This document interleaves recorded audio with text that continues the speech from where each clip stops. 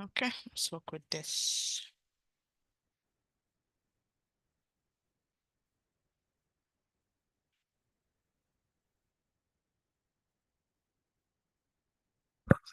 I won't start until we have a reasonable amount of people.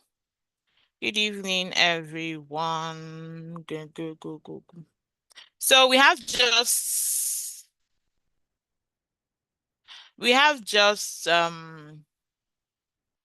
today's class and Thursday's class left, right?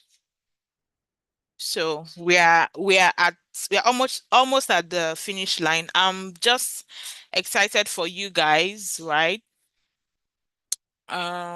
Let me see if I can start recording. Di, di, di, di, di.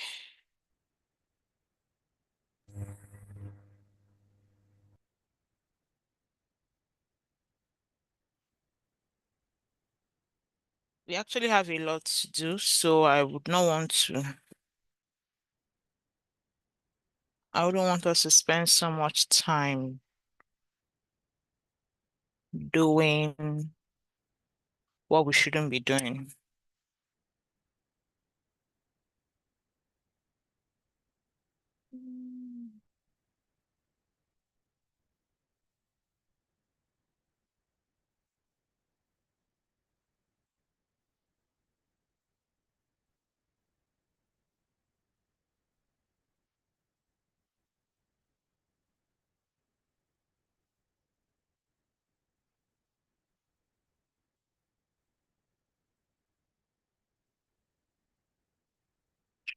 Yes, you can find Airbnb.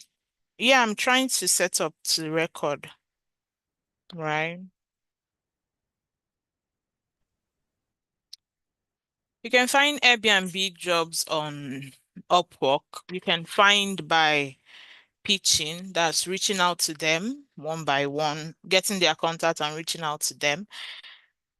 Um, you can also find on that's you can optimize your LinkedIn in a way that they can also find you. I've had some clients Airbnb clients who reached out to me on LinkedIn.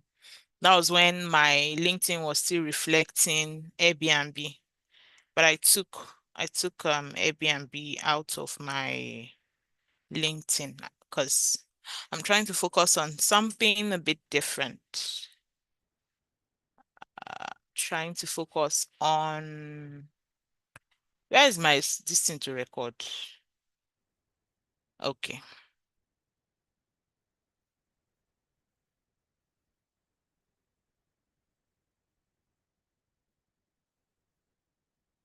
Okay.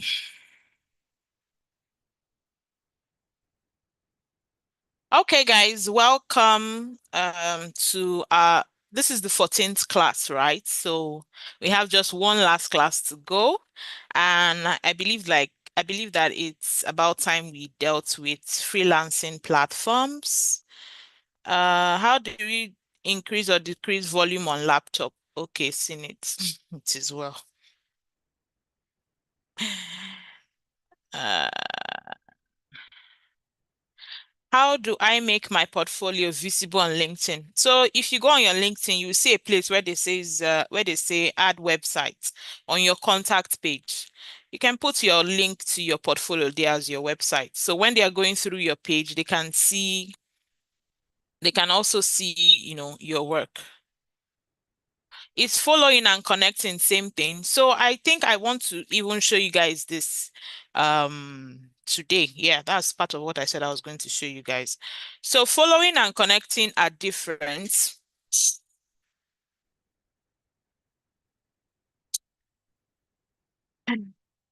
Following and connecting are different, right? So it's just like Facebook where you have friends and then you have followers. So following is followers. They can see your post, right? But they are not your connections. Then connecting is like they are your friends, they're your, you know, you can see people who are they are friends as well. One beautiful thing about connection on LinkedIn is the more valuable connection you're able to make, the more you can see things on their in their network. So if I'm not connected to a particular person, it would be hard for me to see what the person has posted, even if the person has posted jobs, right? Especially those people who make job posts. Like they don't post it. I'm going to open it now. They don't post it like the regular when you go to LinkedIn, you click on jobs. They don't do that. A lot of people, they just make a post, like a regular post, and then they talk about what they are hiring. So if you are not connected in any way to those people, maybe by first connection, that you're not connected to them, you're not connected to their friends, you're not connected to their friends' friends, you're not connected to their friends, you might not see their post even if you search. So that's the kind of privacy that LinkedIn gives. So yes, it's good to follow all your classmates at least to build up, right? But after you followed your classmates to a point, what you should be doing now is, am I still on Zoom? Why am I getting notification that somebody has joined Zoom meeting? Someone is joining resume class. Yeah, they are using the old link. Where did they see this link? It is well. So, like I was saying, it is good that you start connecting with recruiters, HR people, people that you know that, hey God, I did not close my door. Please come and take these children. Hmm, thank you. Mommy is working. Bye. Bye, baby.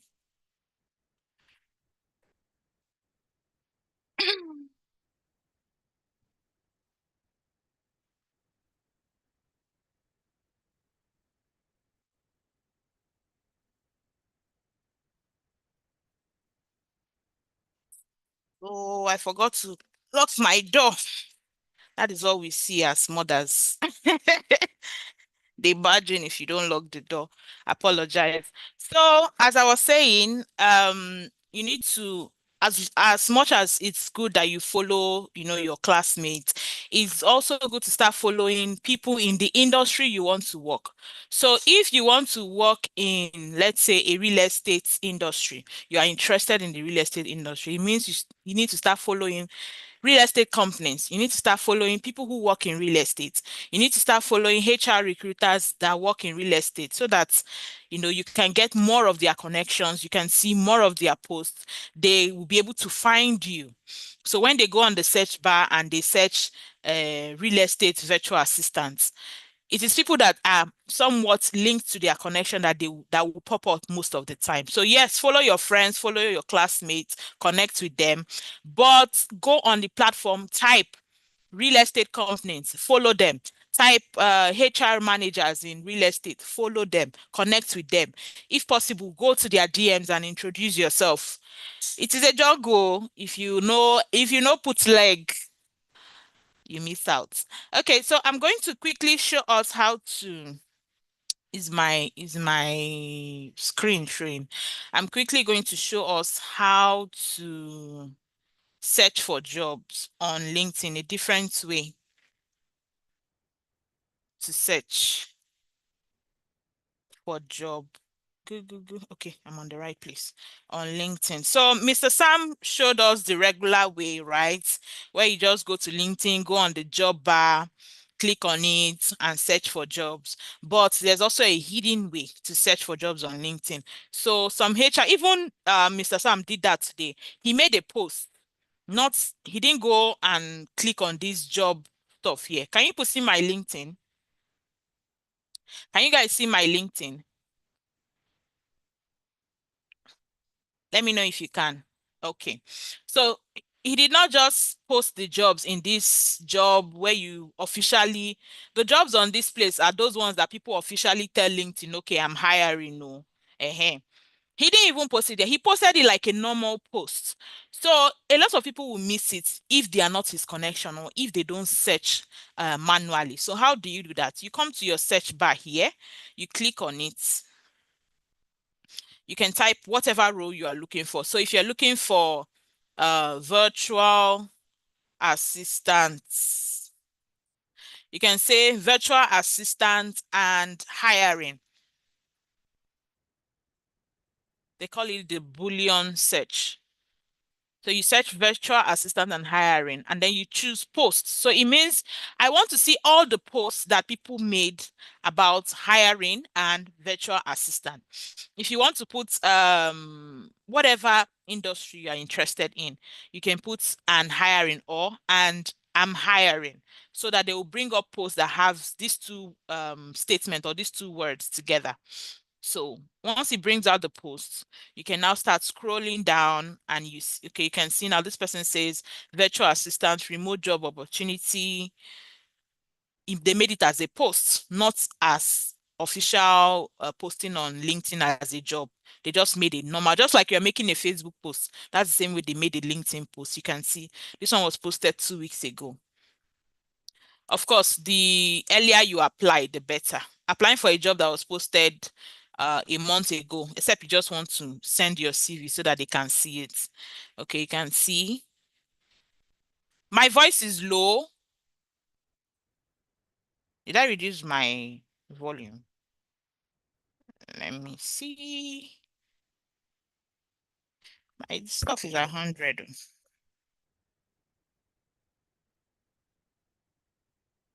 Okay, so you just scroll down, you see anything related to virtual assistants and hiring, right? So that's the way to look for jobs uh on LinkedIn as well, not just clicking on jobs here. Okay, so I think I've showed that. So now we can start what we have for today. So today we are looking at Upwork. We are not looking at Upwork, we are looking at freelancing platforms. So let me just share my slide. We'll discuss it in a bit, and then we can, then I'll show you guys. I'll open my Upwork account. Uh,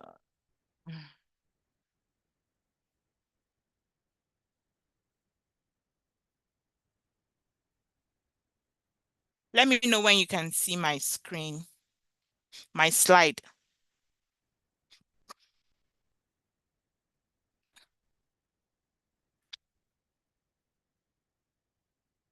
Can you see my slide? Give thumbs up, oh, you can see my slide.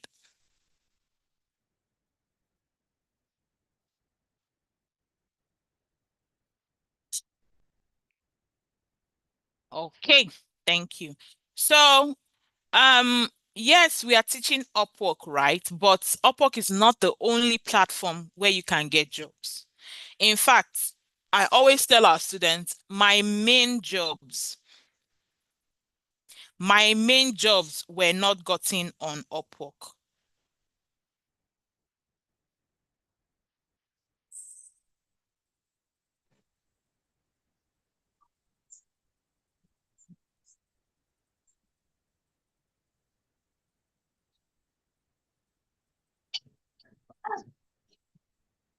Omotara or how is your name pronounced?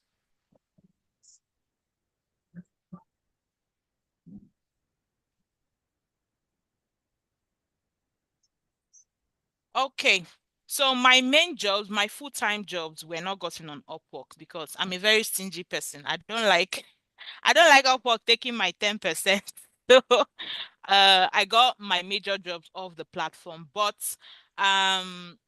hey God. Can you hear me? Emmanuel says he can't hear me. If you can hear me, type I can hear you.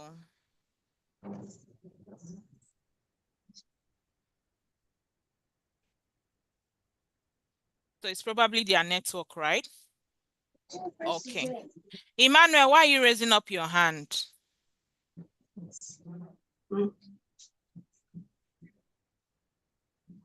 It's okay. Please work on your network. I wouldn't want us to have distractions today. All right. So, yes, Upwork is a very beautiful platform, right? And when you learn how to use Upwork, you would be able to navigate other platforms easily, in the sense that if you're able to break through on Upwork, other platforms should not be hard for you. Other platforms like Fiverr, Staff Talent. I think I'll send you guys a list of um the ones, that a lot of our students are getting jobs, freelancer, Truelancer, even Guru. A lot of students are getting job now on Guru. But why you hear a lot of people talking about Upwork is one, it's a very fast platform. What do I mean? Someone can post a job now, and in 30 minutes, they've hired somebody. Someone can post a job now, and before the next 2 hours, they've hired somebody. Someone will post a job right now, and in the next 30 minutes, you will see 50 people plus, or maybe 50 plus. They stop counting at 50. So 50 plus have applied. So it's a fast platform. So if you want to succeed on that platform, you would need to play the game right. If you're not playing the game right, it becomes harder. So there's a lot of tips, there's a lot of tricks on how to use the platform and use it well. If you've understood how to use Upwork, you would understand how to use the others, right? To be easier for you to transfer that knowledge. So we are treating freelancing platforms tonight. We're using Upwork as a case study. We are using Upwork as a case study. So let's just jump into the slide. Um, where has my slide carried me to? My slide has carried me to where I don't know.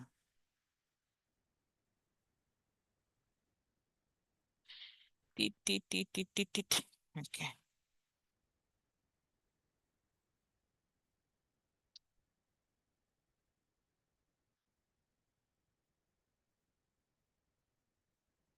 Okay. So as a freelancer, remember you are a brand. You are your own boss. You are your own CEO. If you don't open your shop, nobody will open your shop for you. If you don't apply for jobs, nobody would, give you jobs. Even when you are invited to apply for jobs, you still need to indicate interest. You still need to send in your proposals. Even when clients send you a private message asking you, are you interested in this? You still need to prove to them that you are the best candidate. They might see your profile and be interested, but if you don't build on that interest, you will lose them at the end of the day. So, to succeed on any freelancing platform, you must have what we call the 3 Ps: your profile, your portfolio, and your proposal. If you have these 3 things on lockdown, it's easier for you to succeed. So profile means the arrangement of the way your profile looks when they open your own page. How does it look? Does it speak to the client? Does it convince the client that you know what you are doing? Then your portfolio,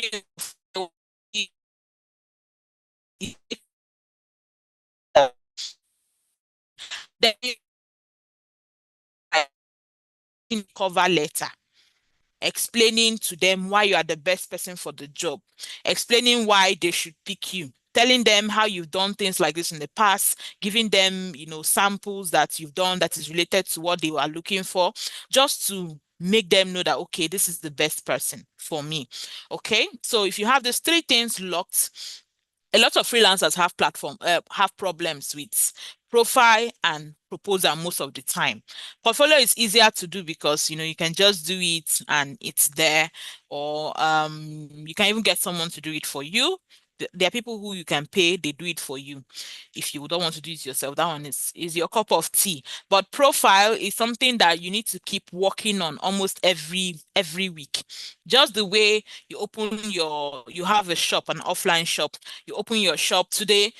Let's say you're selling dress. So today you put the blue dresses outside, right? Tomorrow you change the dress that you put out there. When you're entering into February, you start putting red and white, red and white, red and white things, red and white clothes outside to attract people, because that's what they are looking for at that time. After 1 year in your shop, you repaint it, you change the design. You're just doing things to attract customers. That is the same way as a freelancer, you keep doing things to attract people to your profile, right? So your profile, what will it contain? It contains a title. Just like on your resume, you have a title. You have real estate, virtual assistant, you have accounting, whatever it is you have as a title.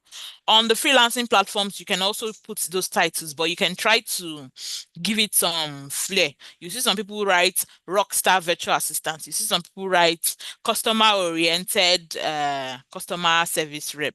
They just put things to so that when clients read it, they feel like, okay, you see experts this. They're just trying to let the client know that they are good at what they do. So you also have a profile overview. Profile overview is like your about me.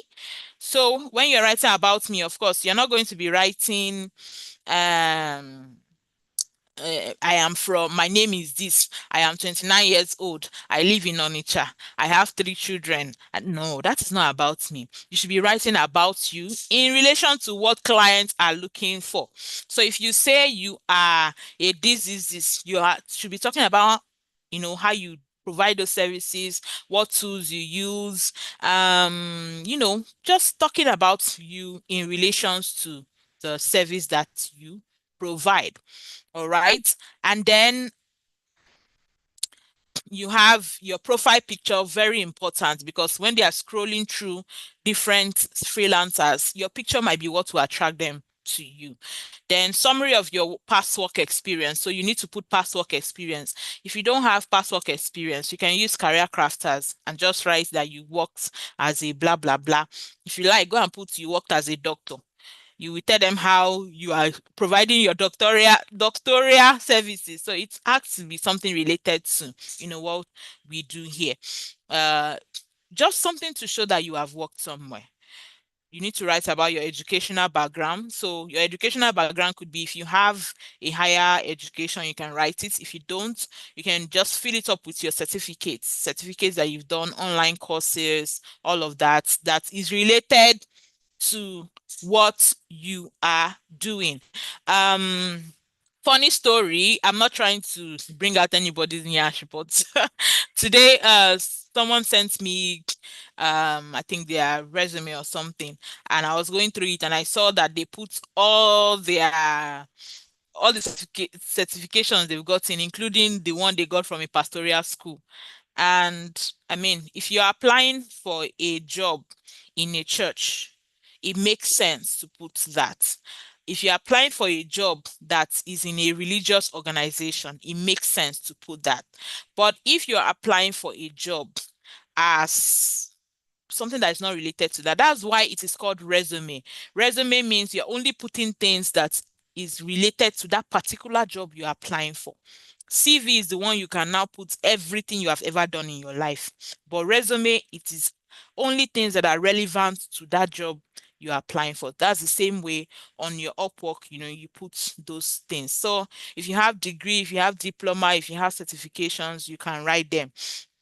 I have a certification now in I went to a film school, but I will not highlight it when I am applying for a job as a let's say Airbnb co-host, because my job as my education or my training in film school, it does not relate. But if I see a job where it is an actor that is looking for a virtual assistant, now I can highlight that I understand how to work with you because I even went to film school. So I would know how, I understand how the industry works. So I hope you understand where to bring in relevant things depending on the type of job you're applying for. Then you need to show a list of skills. So skills are those things that clients are always looking for in a particular role. I shared a video how to open an Upwork account. I don't think we should in this class be showing you how to open an Upwork account because it will only take so much time. I'm in class. Let me call you back.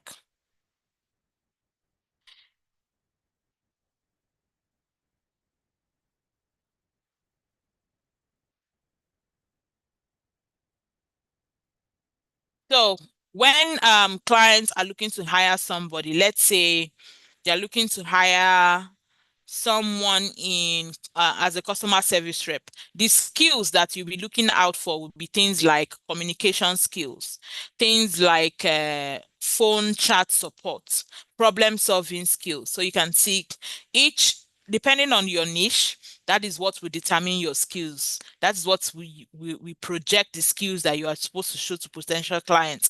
Even when the client is posting a job on Upwork, they used to include some of the skills they are looking out for. And if you also have those skills on your profile, you have a better chance of popping up. So the way it works is A client goes on Upwork, they post a job. After they post, Upwork tells them, do you want to invite some people to apply for this job? If they say yes, it starts showing them option of people that it feels matches that job that, the client has posted. So if the client says they need people with communication skills, they need people with these skills, they need people with these skills, and you have those things on your page, there's a better chance that you will be among those that will pop up, right? And then they can just go through. They might see 10 people. They can invite as many people as they want. As they are scrolling down, they will just be clicking invite, invite, invite. If your own page is attractive, they just click invite. If your own, they just pass. That's why your profile has to be on point. Now, when they click invite, you will receive the invitation to apply for that job. So it means even though you've received the invitation, you can apply for free if you receive the invitation. You still need to apply. If your application is not making sense, they will still skip you, right? So a list of your skills, it helps you to stand out when they are searching for client for freelancers. Then you also need to write the services that you provide. You need to be strategic. You will not be all over the place. You cannot write only 20 things you are offering.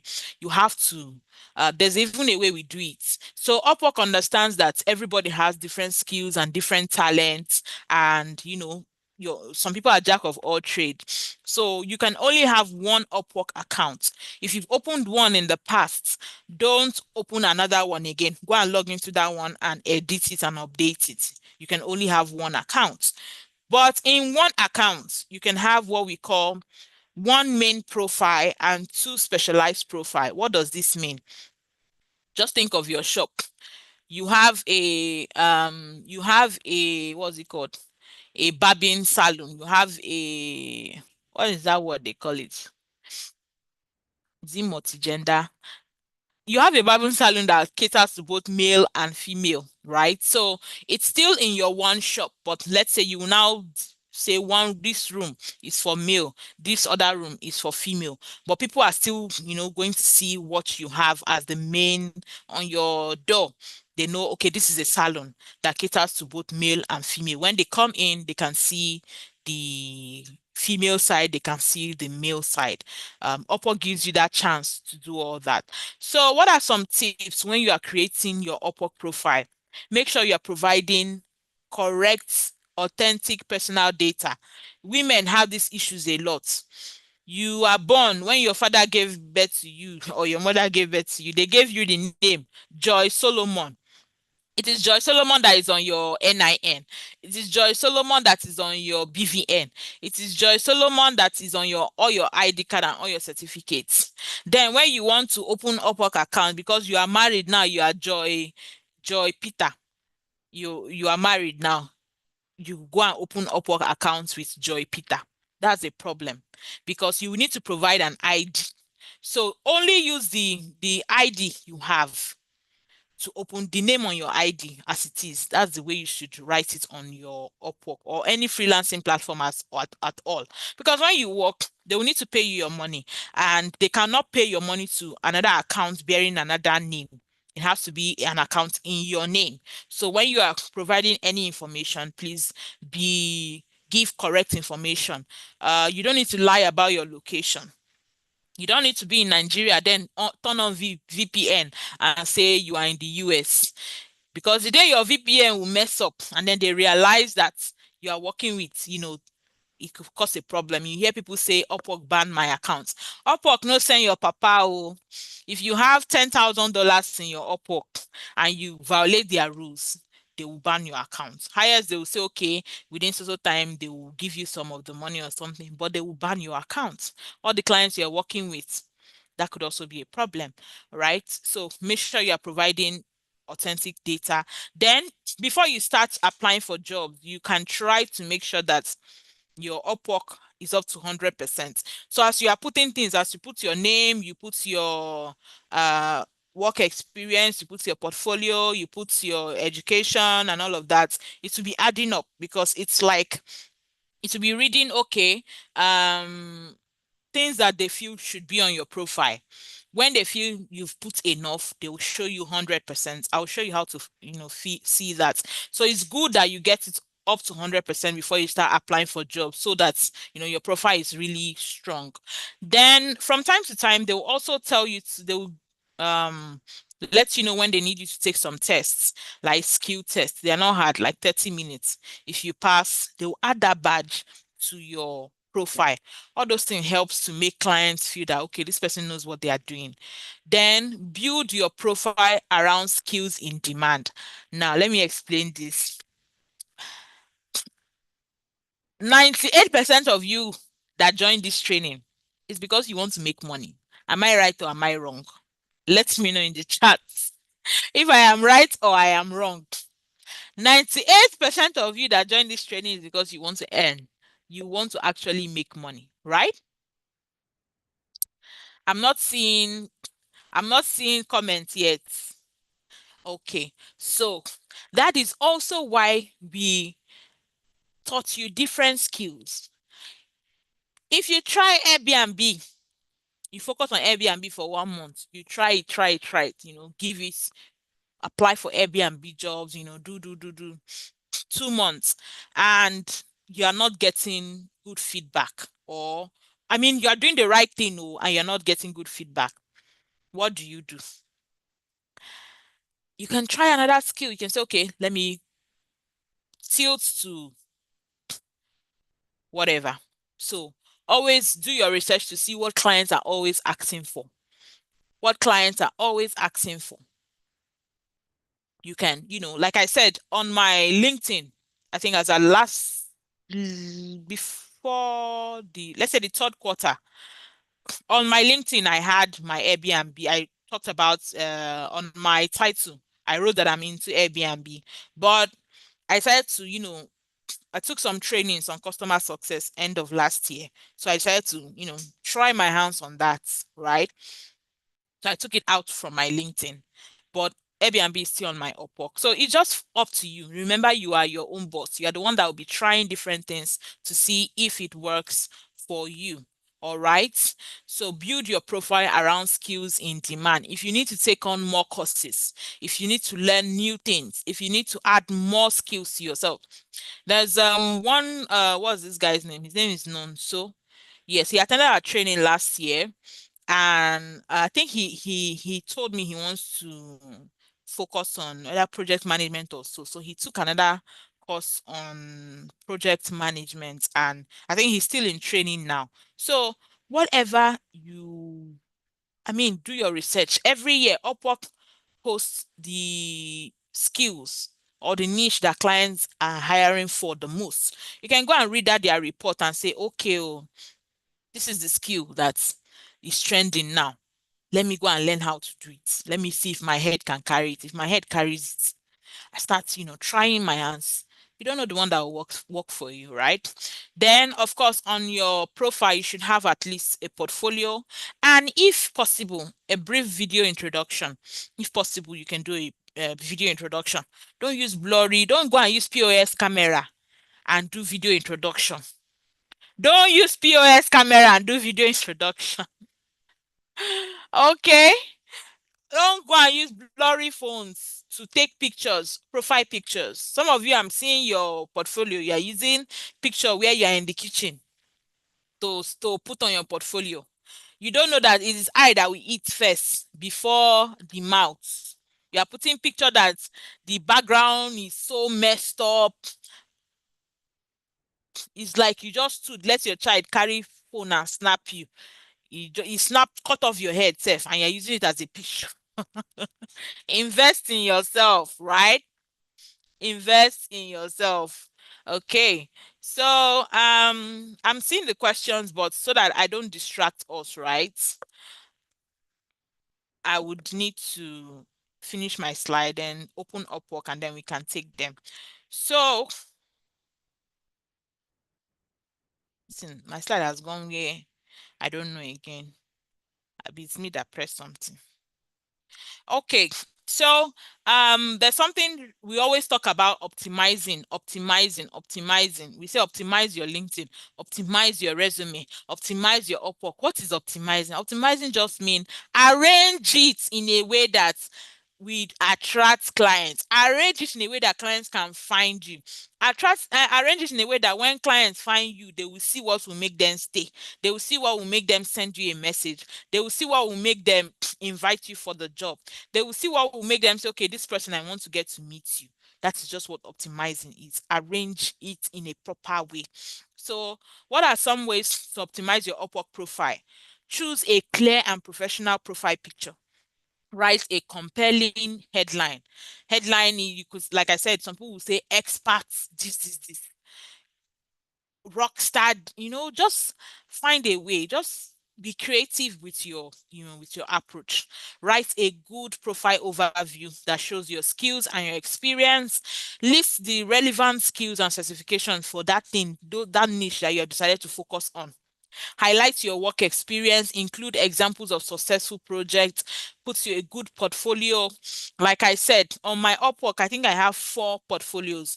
One for sales and business development, one for Airbnb, one for customer service. Which one again do I have? One for customer. Did I create for customer success? I think I have three or four. So, and I labeled them well. So when you see them, you know the one that you are looking for, and then you click on it and go through my past work. Also, ask for recommendation. So that's a trick anyway, it's a tip. You can ask someone who, even if you've not worked on Upwork before, you've not gotten a client on Upwork, you can tell someone that is not on Upwork to leave you a feedback or a review.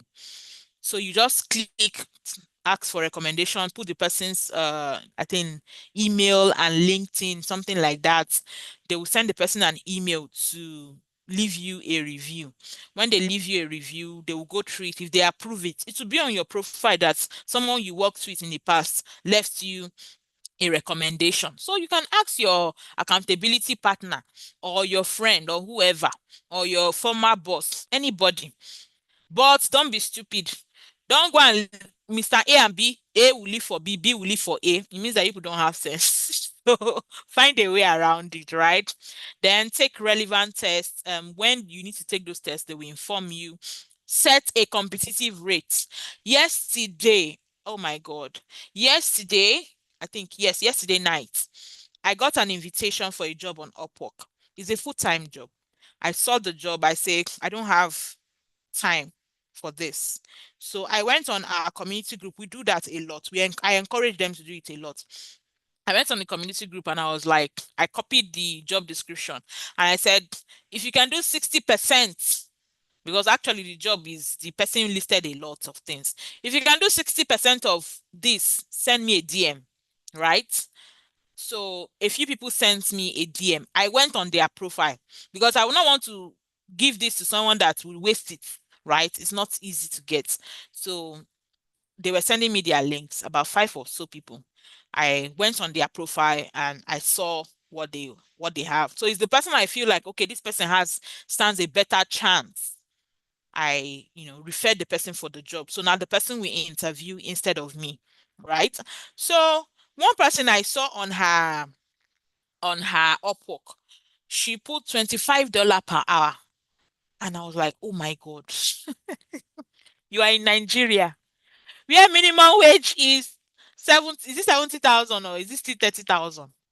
You are in Nigeria, where minimum wage is how much is 70,000 in dollars now? And then you are going to put 20, in fact, let me calculate it. $25 per hour. 25 times 1.5. Let me use 1.5. Okay. You put your hourly rate is let me say it's the former minimum wage that was 30,000 because that's like 37,000. Now, your profile is not even arranged where everything is a mess. And you expect that someone will actually see your profile and pick you. And when Philippines are giving $3 per hour, they will see you that your page is empty and looking ugly and then say it is you they want to give job to come and do 25, who will pay you? So please be realistic. I know when you convert it to dollars, it sounds small. When you hear someone say I'm earning $5 per hour, it sounds small. But when you convert it to your local currency, you see that's actually a lot, right? So start with a rate that is competitive. I'm not saying put $3. No, don't put $3 on your profile. But start with a rate that, go on the platform, see what other people are charging. So you know where to put yourself. As a newbie, you can start with between mm I don't want to tell you exactly what to do because at the end of the day, it's your own. Everybody will do what they want to do. So let's say anything from 5 to 15 as a newbie on the platform. In fact, don't even put up to 15 yet, except you're offering like a very strong service. Let's say you are a law VA or you're doing accounting services, those really professional stuff. Then you can go as high as 20, 25. That's good. But you will not be doing the same thing that everybody is doing and then you put 25. Nobody will take you seriously. So do your own research, choose the rates that that is competitive in the market. If Dangote is selling their petrol for 800, their fuel for 800 and something, and NNPC is selling for 1,000, people will run to Dangote. And what will happen to NNPC? NNPC will be forced to bring down the rates of their own so that people will also buy from them. So please, it is a marketplace. You are selling yourself, you are selling your skills. So do things to be competitive in the market. Add a portfolio and keep your profile up to date. So keep your profile up to date means that from time to time you clean the cobweb in your shop. From time to time you repaint it. From time to time you put new things at the. From time to time you go and do a banner and put 20% discount or sales. Just put things to um attract people. Put things to attract people. There's a lot of way to do that. Okay. So by doing some of these things, it helps your profile be busy. It helps the algorithm on Upwork know that okay, this person is actually serious. And it brings your profile up. The more you see, you are getting invites even without applying for jobs. You are getting invite because when you want to apply for jobs on Upwork, you use Connect is just like airtime. But when the client invites you, you apply for free. So you see people arranging their profile so that clients can invite them and they don't need to. In fact, it's better for the client to invite you. So if the client invites you, you respond, it automatically goes to the client is already interviewing you. It will not just go to applied. So all those that have applied for the job, it will still be there pending when the client goes and click that he or she wants to interview them. But you that they invited, once you respond, it already becomes an interview. So, it's also good to do all of these things. Keep your profile up to date, ask for recommendation, and actively apply to relevant jobs. Even if there's a trick someone said, they say, even if you are not going to apply, let's say you don't have enough connects, go on jobs that you like, that you like to apply for. Save those jobs. Try and click as if you want to apply. It makes the algorithm on Upwork see that you are active, you are looking for a job. It will also be bringing you up the more. So all of these things actually helps. All right. So before we talk about how to apply for jobs, I'm going to go on the Upwork platform and then I'll show you guys the profile and how it's supposed to look like. All right. Yeah. Have I gotten any questions so far?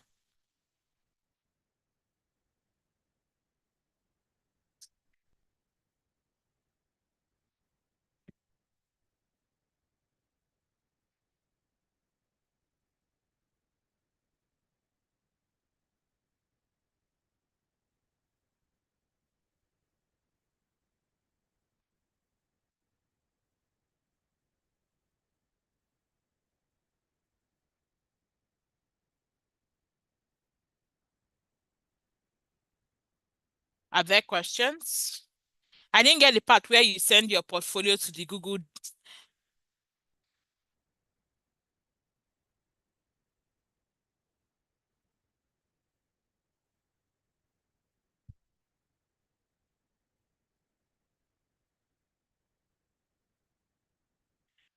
Okay, so let me open my Upwork.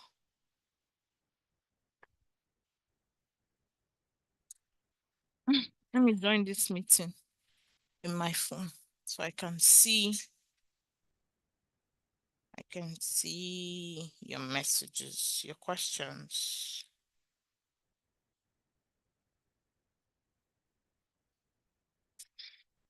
Okay.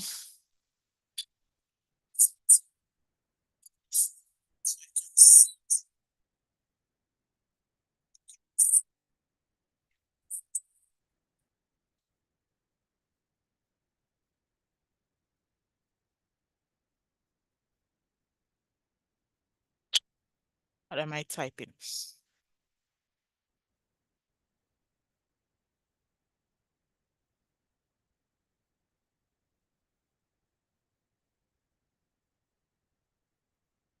If you don't have work experience, use career crafters and put a sweet title of what you did for us. Please, nobody should ask me how to receive money today. We'll talk about it next class. Let's focus on how to even get the money, not how to receive it first. So this is my Upwork. This is my find work page. Okay, let me go to my profile.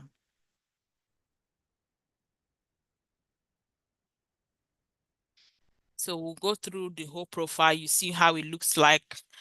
See, sleep on if you want to focus on applying for jobs on Upwork, sleep on the platform. Download the app on your phone. There's an app, Upwork Talent.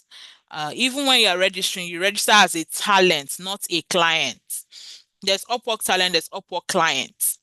Uh, Register with Upwork Talent. Even if you register as talent, you can still post jobs, right? You can still post jobs. So this is let me go to my public view, how people see it, how the client sees my page.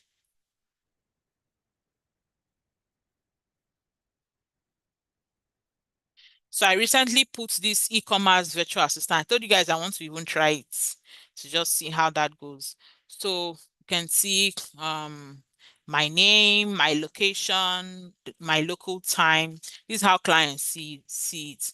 I'm top rated on the platform and I have 100% job success. So it means all the jobs I've done, and I've done 19 jobs on Upwork. I've always had 100% or 5-star reviews from them. So this is how clients see your profile. So can okay. So like I was saying before when I was explaining that barbing salon stuff, I said you have one shop, but then you can have the part, one room for female, one room for male. You can segment it, but you're offering, similar services or whatever. So you have one main profile and then you have two specialized profile. So for me now, on my main profile, which is all work, I have e-commerce virtual assistant, customer support, and order management. That is what I am doing for this main profile. So I arrange everything to fit into e-commerce. You can see my about section is a bit long, but it's talking about e-commerce, everything about e-commerce, what I do, what I bring to the business, the tools I use, the list of my services, and then I end it with, a call to action, telling them what to do. Click the invite button to send me an Upwork invitation and let's get started. All right. So, that is it for my e-commerce. Then my second profile is an Airbnb um profile. You can see how I put my title. Airbnb and short-term rental, STR management expert, real estate. Why did I write all of these things like this? So that when they search for Airbnb VA, I will maybe pop up. When they use short-term rental, when they use STR, when they use real estate, this person that wants to zoom in, I don't know what you want to zoom into. So that any of the search terms or keywords that the client uses to search, I might pop up. right? That's also you optimizing. You are using those keywords that the client uses when they are searching, right?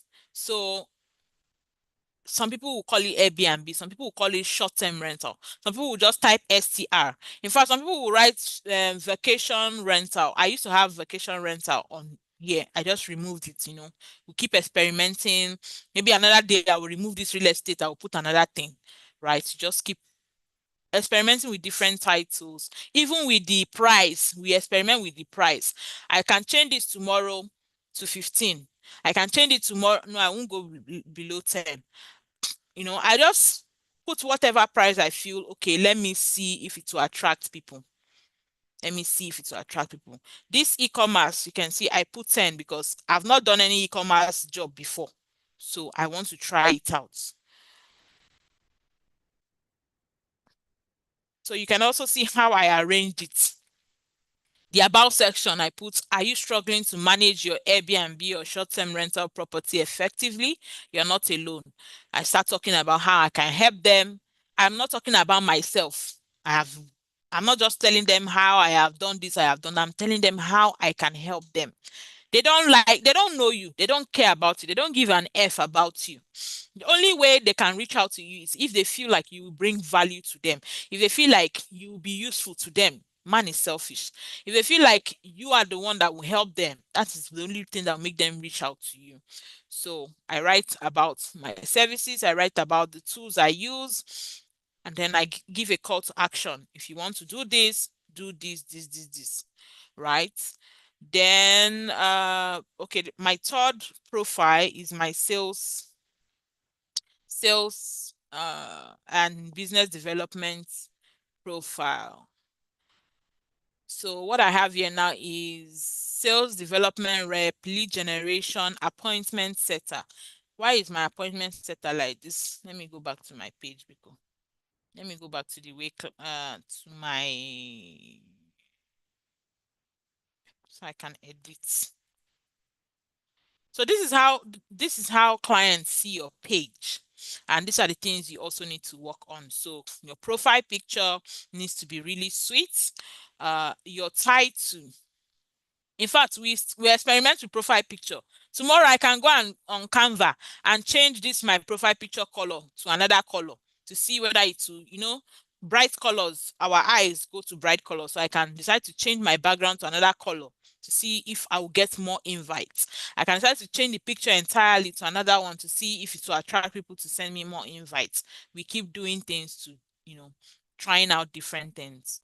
Okay. So this is my portfolio. You can see the one for driving growth. Okay, this one is for customer success, driving growth and long-term success through exceptional customer relation and tailored solution. So when anybody that is looking for a customer success rep, customer success manager sees this, they understand that this is for customer success. When someone is looking for an SDR, that's a sales development rep or a business development rep, this is for it. This is for my customer service. This one is for my Airbnb. My Airbnb has gone back. I think I'll need to rearrange this thing. This is for my Airbnb. If they click on it, they will see you know this is a collection of my work samples showing excellence in blah blah blah. You can see the skills I put there so that when they search for property management, they might see it. When they search for things related to that, they would see it. If I click on the portfolio now, you will see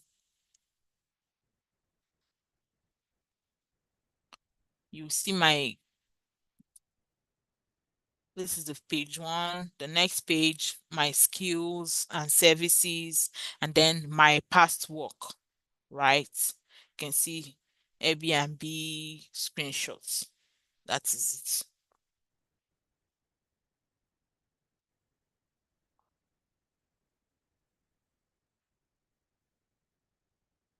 it. Okay.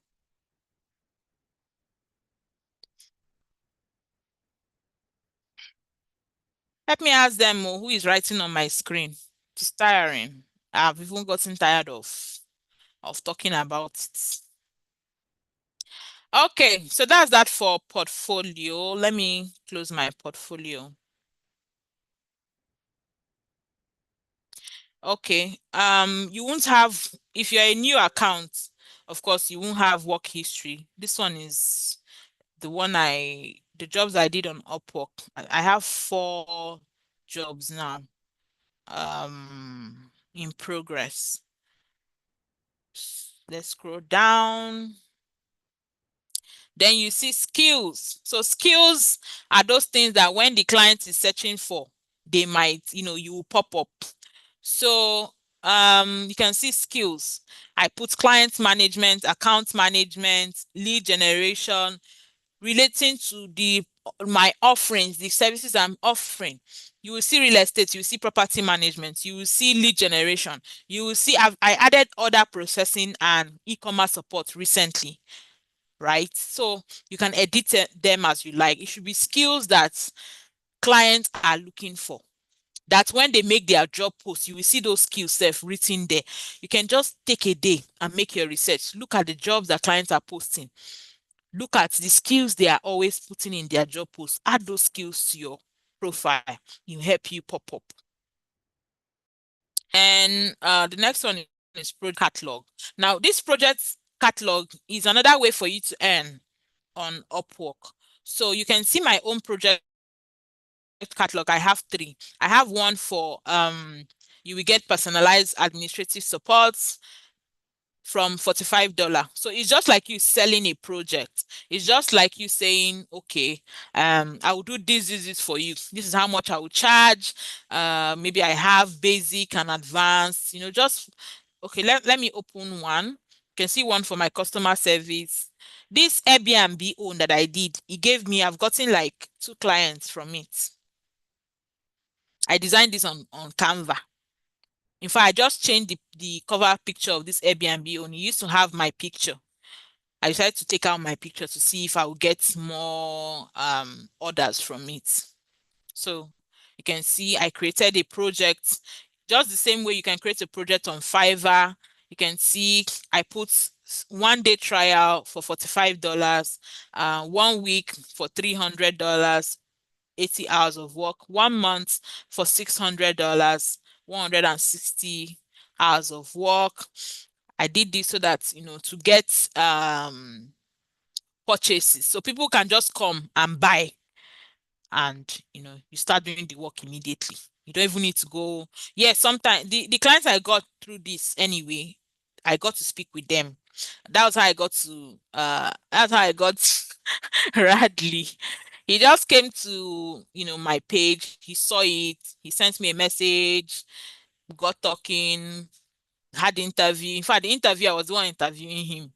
There's a way you'll be speaking like I was the one interviewing him. And I was like, if you want to work with me, he was like, oh, let's do this. So this is a good way to get, jobs as well on the platform by creating projects.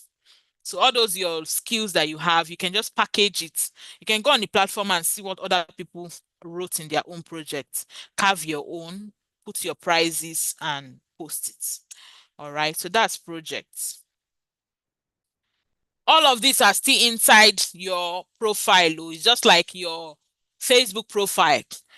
You know how your Facebook profile, how you arrange. That's the same way your Upwork too can have it arranged.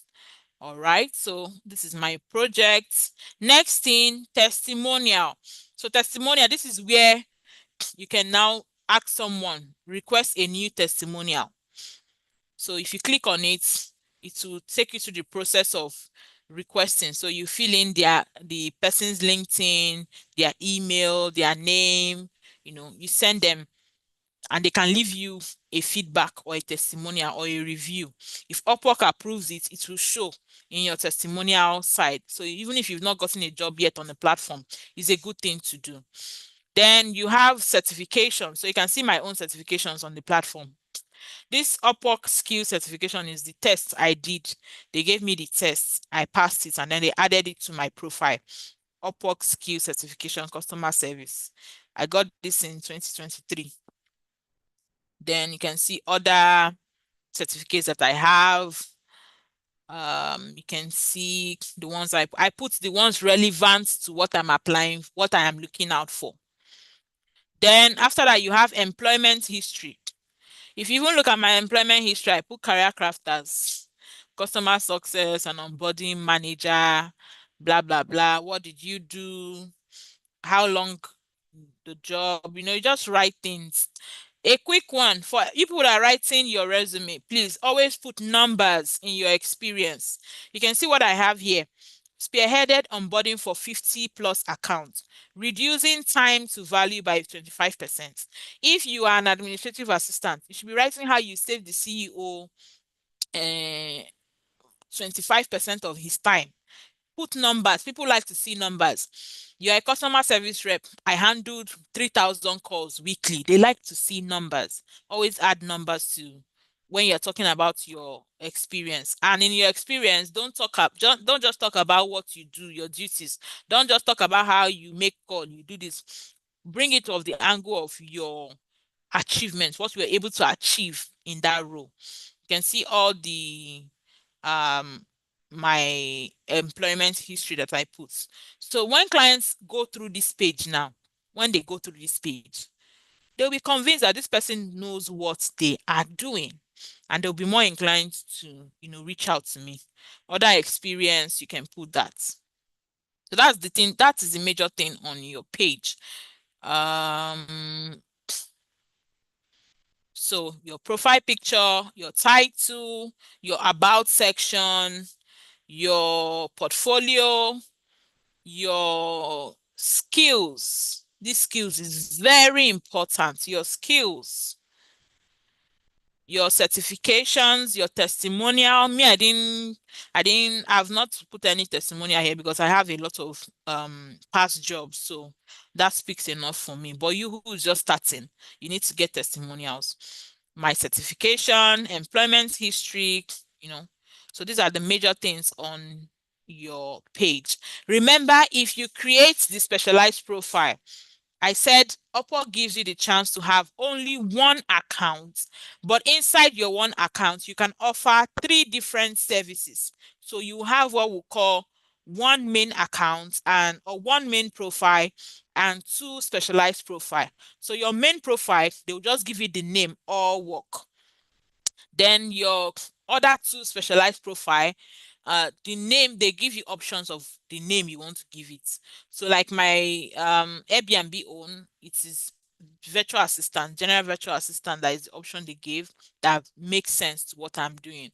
Then the sales own profile, it is the sales and business development title they gave me that makes more sense to what I am doing. All this pencil you are seeing here, it gives you the chance to edit. Okay, no space again. It gives you the chance to edit. Okay, let me see. Sales development rep, lead generation, appointment. Oh, let me see.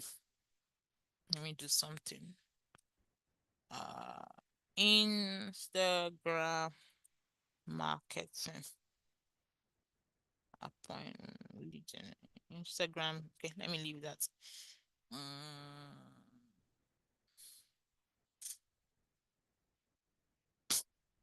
Okay, so that is the major thing about your profile.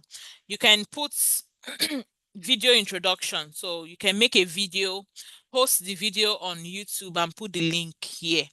I used to have a video on my Upwork when I started, but I think I changed my services, so I took out the video and I've not done anything then. But you that is starting out, is best that you do everything in your power, right? To make your own profile stand out. Me, like I said, my full-time job is not on Upwork, but I have ongoing jobs right now on my Upwork. I have 4 ongoing jobs on my Upwork that's I'm doing some, I outsource some out. So I might not really be, if I'm not taking my Upwork seriously, don't go and follow me. Oh. Okay, you can put hours per week. How many hours are you open to? But advisable, just put as needed if you're open to offers. Language, English, of course. If you want to put other your local language, if you speak Spanish, you speak French, you speak Chinese, you speak any of those word languages, please add them. It's a boost to your account. A lot of customer service jobs, you will see some of them, they say they need someone who can speak Spanish. They need someone who can speak French. There's one of our students, she speaks French. I thought I put it on your profile, and I think she got a job where they need someone who can speak French. So if you know those languages, please put them. This ID verified. Once you get your first job, I think they're even doing sometimes before you get your first job, they will ask you to verify your account. So you need to provide a valid ID card. If you have an international passport, that is the best. That is the best. You will not struggle to verify. But if you don't have that, if you have your NIN, if you have whatever local ID you have. But if you're in Nigeria and you're using your NIN, please print the NIN on a card. Go to those cyber cafe, tell them to print your NIN for you as a card. That also works. But sometimes you have a lot of struggle before you finally be able to um verify your ID. If you have any special license, let's say you are an accountant and you have some accounting licenses, you can add them here. Of course, education, whatever education you have, you can see the ones I have here, right? So these are the major things on your profile. Okay, I'm seeing questions now. Voters card. I don't know if voters card is working. No, I don't know. If you have professional certifications, you can put them. On Upwork, you have the chance of registration with first name and last name. So what if in any of your ID you have three names? How do you go about it? You can see my own. I have three names on my Upwork. I had just my first name and last name. In fact, when I'm writing my name, I don't remember my middle name, right? I only put my Victoria Ezichukwu, right? But when I needed to link my Upwork account to the platform where we collect money, I had a whole back and forth. So I had to come to Upwork and add this middle name before I was able to receive my money. That's why you're seeing my middle name here. So you can just put your first name and last name. If there are any issues, then you can add up your middle name, right? That's just it. As long as it's a name you have a valid ID for, I don't think it should be a problem. First name is your main name. Last name is your surname. Middle name is your second name, please. Because I saw somebody wrote, well, let's not go into that. Okay, so like I said, this is just an overview of how your profile should look like. You can see I have 54 connects here. I think I bought this connect not so long ago, but I've not really used it because, like I always say, I'm not actively applying for jobs right now. But I'm always on Upwork every day. There's no day that I don't visit Upwork on my phone. No day. Why?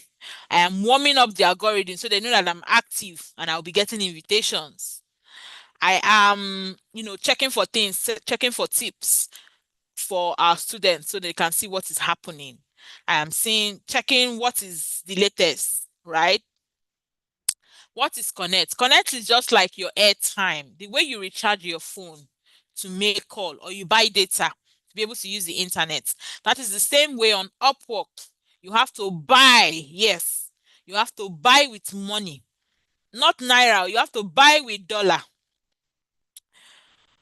Connect to be able to apply for jobs. Some jobs you will see 8 connect to apply. Some you will see 10. Some you even see 16 to apply. That is why I always advise people don't just rush on the platform.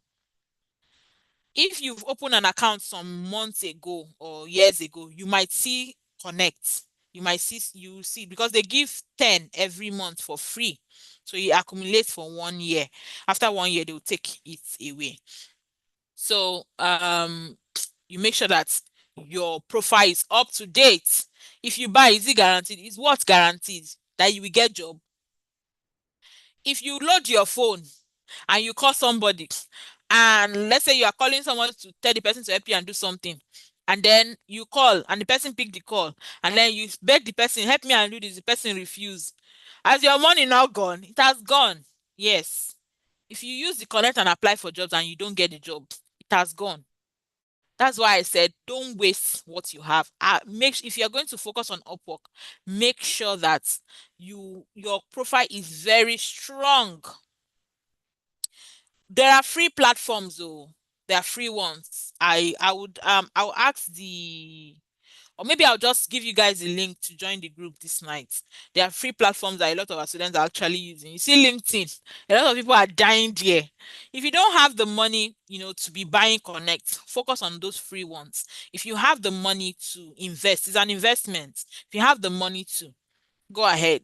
This my 54 Connect here now. I just left it there. I might be scrolling through Upwork one day and I'll just see a job that I feel like, oh my God, this is it, this is it, this is it. I will apply, right? Nothing stops me. Nothing says I must stay wherever I am. If I see something that is better, I apply. If I get it, I drop one or I give one to somebody else, right? So that's how it works. Okay. So I've showed you guys the an overview of the platform. So now let's talk about using it to apply for jobs. So let me go back to my slide. Let's just talk a bit about using the platform to apply for jobs, and then um we'll do the practical now to apply for job. We'll not apply, I'll just show you guys the steps to apply for jobs. Okay.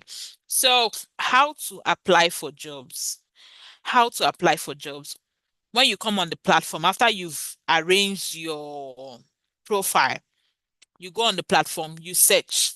So you search for whatever it is you're looking for, your niche, or for a start, for you guys, if you've not known the niche you want to focus on for now, search for things like virtual assistants, search for things like administrative assistants, search for them, because a lot of clients use those keywords. They use words like virtual assistant for everything. They need somebody to count rice for them. They will write, I need a virtual assistant for this. They need someone to do this. You can do a lot of different things until, you find your footing or you understand where you want to be, right? So use different keywords, search. Remember that clients have different understanding of your profession. Like when I was showing you my Airbnb profile, you can see Airbnb there, short-term rental there, real estate there, property management there. Why? Because different clients will use different words. One client might call it Airbnb, another client will call it vacation rental, another client will say STR, another client will say short term. They are all talking about the same thing, but they have different understanding of what they are looking for. One client will say is cold calling, another client will say is lead generation, another client will say they are all, another client will write telemarketing. Another client will say BPO. They are all in the same family, but different clients have different understanding of these terms. So you that is the professional, you know that these are the different names that these clients call these things. What do? You search for Airbnb, you search for short-term rental, you search for property management. So that if one job did not show in Airbnb, it will show in this, it will show in that, right? So that you have the option of different, to see what is there. On Upwork, jobs are posted almost every minute, but the best time, if you are targeting the US market, the best time to apply for jobs on freelancing platforms like Upwork, if you're targeting the US market, is in the night. You see, from 11 p.m. Nigerian time, 12 p.m., up until 3, 4 a.m. That is the best time to apply. If I am actively searching for a job, I don't sleep on my bed. If you are looking for mad results, you need to do what? Do mad things. I don't sleep on my bed. I sleep on my tile. I sleep on the floor, on the tiles. Why? I hold my phone so that I'll be uncomfortable. So that if I sleep small, I wake up, right? Since I already know what my aim is, I'll wake up. I go on my phone, I go and see, I will refresh and see the new jobs that have been posted. If I see one that I want to apply for, I apply. If I don't see, I leave it. I go back to sleep. Maybe another 30 minutes, I wake up again, I refresh. If you don't put in the work, you will not get good results. My Upwork that I'm even playing with, you can see how much I've earned on the platform. So, and some of those jobs, I even took them off the platform. Like after working with them for a bit, I stopped receiving my pay on Upwork because, like I said, I'm a very selfish person. I don't want to share my 10%. So Upwork takes 10% of everything you earn, even bonus that client gives you. They will take 10% out of it. But they give you the chance to take the clients off the platform, but you must have worked for a particular amount of time and you will pay a particular fee if you want to take your client off the platform. But if you have an understanding with the client, you can do that. But I will not advise at this early stage that you start taking jobs off the platform until you understand how to spot red flags. You don't just see a fresh client and then you tell the person, okay, let's go off. No. In fact, I don't suggest it to the client. There's a way I do it. There are methods to do that, but you can have them on the client on the platform. It's also it's not a bad thing, right? Um, use different search terms when you're looking for them. Use filter. There are ways to filter your search. I'll show us that now. Then before you see a job and say, okay, I want to apply for this job. There are things you must look out for. It's not every job that is for you. Like I said, when I'm actively applying, I wake up, I scroll, I say, okay, I might not see what I like. I close it, I go back to sleep. Later, I wake up again, I see, refresh and see the jobs that have been posted. Do I want to apply for this? There are things to look out for. That is why you hear people say, I've been applying on Upwork for 1 year. I've never gotten a job. It's very except it's your village people that are following you. But if you have been applying on any freelancing platform for 6 months and you're not getting good results, you are doing something wrong. That is the truth. You are doing something wrong. So before you choose a job and say, okay, this job I want to apply, you first check. Was this job posted recently? I will not apply for a job that was posted 1 day ago. The only thing that will make me apply for a job that was posted 1 day ago on Upwork is if I check other things and they pass the check mark. We're still talking about those things to look out for. So you check, was it posted recently? You check, is the competition high? Right? So if the job was posted 1 day ago and I see that only 10 people have applied, and then I check other things and they check out, I can decide to apply because there's no competition for that job. So it means the client can actually go through the 10 people's profile. But when I see like 50 plus after 1 day or 2 days, I see 50 plus. I know that Upwork stops counting at 50. So it means maybe 200 people have applied. So I might decide not to apply for that particular job. How many proposals are there? So you will see it, Upwork will tell you when they have 5 to 10, when you will see 5 to 10 when between 5 to 10 people have applied. You will see less than five when it's less than five. You will see 20 to 50. You will see 50 plus, they stop counting at 50. So you check how many proposals are there. The more proposals that are there, the lesser your chances, right? Though sometimes, even if you apply, right? Even if you apply when there are just 10 proposals, you still see that if it's a hot selling job, like if the other things checks out, you see that a lot of people will still apply for those jobs. So that's why you also need to make sure that other things like your profile, your proposal, all of those things are done right so that you still stand out. Then check, are the skills mentioned relevant? Those skills that the client is mentioning, are they related to that job? Are they on your profile? Check for these things. Is the description of the job enough for you to understand?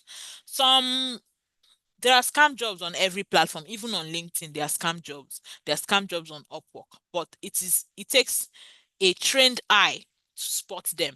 Maybe when I open my account again, we'll spot a scam job. So when you read a job and the person is not telling you what exactly you'll be doing for them, the person is not telling you your job description. They're just telling you how you will make money. I need someone that will work, you earn $1,000. And they're not telling you what work are you going to do. People cannot dash you money just like that. You have to work for it. So if they're not telling you what you'll be doing, they're just talking about the money. It might be a red flag, right? Then you look at the client's information. So Upwork will show you details about the client, their location, their review. The same way clients give you review, freelancers also give reviews. That is also a way for you to avoid mad clients. There are mad clients. I avoid them in everything in me. In fact, if I see a job I like, I go to the client's information. I see that the client has 2 star. I run. Or I see that the client is always giving people that have worked with them 2 star. 10 people have worked for this client, and out of that 10, 5 have 2 star. I am not special. This person will come and spoil. You see how I'm guiding down my 100% job success jealously.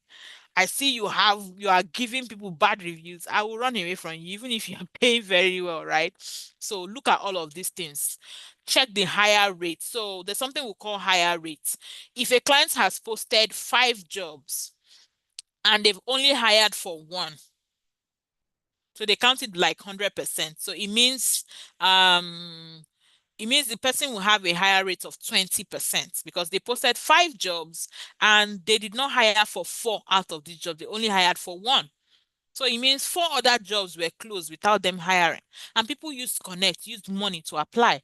So I always check that thing. Before you see me applying for a job, I'll say, okay, maybe the person has from 60% and above. It means they actually hire. Or you see a job now that the person has posted 5 jobs and they've not hired for anyone. When I am running, my leg is always at the back of my head because yes, the person might hire for this one they've posted, but what are the chances that somebody that has not hired for 5 jobs? You can also check when the person posted the job. So if the person has been on the platform, you will see when the person joined Upwork. If the person has been on Upwork for 2 years and they've posted 5 jobs and they've not hired for any of those jobs, and then they've posted another job again, I will not bother myself. But if it's a client that just joined the platform, let's say 2 days ago or 1 week ago, and they posted jobs, I can go and check those jobs and say, okay, are they interviewing people? Are they hired? Because sometimes clients will actually hire, but they will not close the job. So it will still be showing as open. You check all of these things so that you will know that, okay, these things I have checked, if they all check out, then I can go on to apply. I know that this is a good client, or at least this is a reasonable client, right? Check the higher rates, check the completed jobs, check the reviews that they are giving to other freelancers, check if they are already interviewing someone. So like I said, when the clients post a job on the platform, Upwork will also tell them to invite people. Some clients will invite, some will not invite. So if they've invited like 15 people already, I know that if those 15 people accept, it will just go to that they are interviewing them already. So I might just say, I don't want to apply for this one because they're already interviewing 15 people. But I could say, okay, I have a strong feeling about this one. I can apply. So it's up to you at the end of the day. Check the feedback. Then another way to, when you're writing your cover letter, we don't put dear hiring manager. Remember, Upwork is a very fast-paced platform. It's a relaxed platform. It's We like to use their names. Remember when we were teaching about customer service, we said personalize your approach. That is a way to build relationships. So it is good to use their names. Hi, we don't even say dear. Hi, John. Hi, Peter. Hi, Louis. You know, you can find their names if they've been on the platform for a while and they've hired people and people have left review for them. Some freelancers will write their name. So you can use that name. Me, I do it to help other people.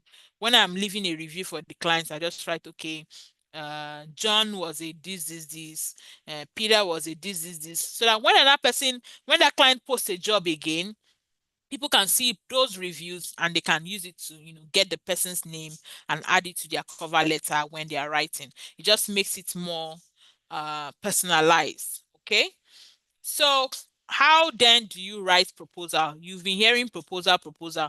Proposal just means the combination of your cover letter, the amounts you want to charge, and those things. Just you're proposing to the client, this is what I want to do for you. I'll do this job in 1 week. I'll do this job in 1 month. I'll do it for this amount. Clients will put their budget, right? They might say, okay, my budget is $5 to $10. You might say, okay, even though I have $10 on my profile, I want to charge this client $7, right? Because I want to be competitive for this job. This client has put 5 to 10. So let me just stay in 7. And then you put 7 in your proposal. Just you writing about what you want to do for the client. So, of course, you address the client by their name. Hi, John. Then there's something we call attention grabbing headline.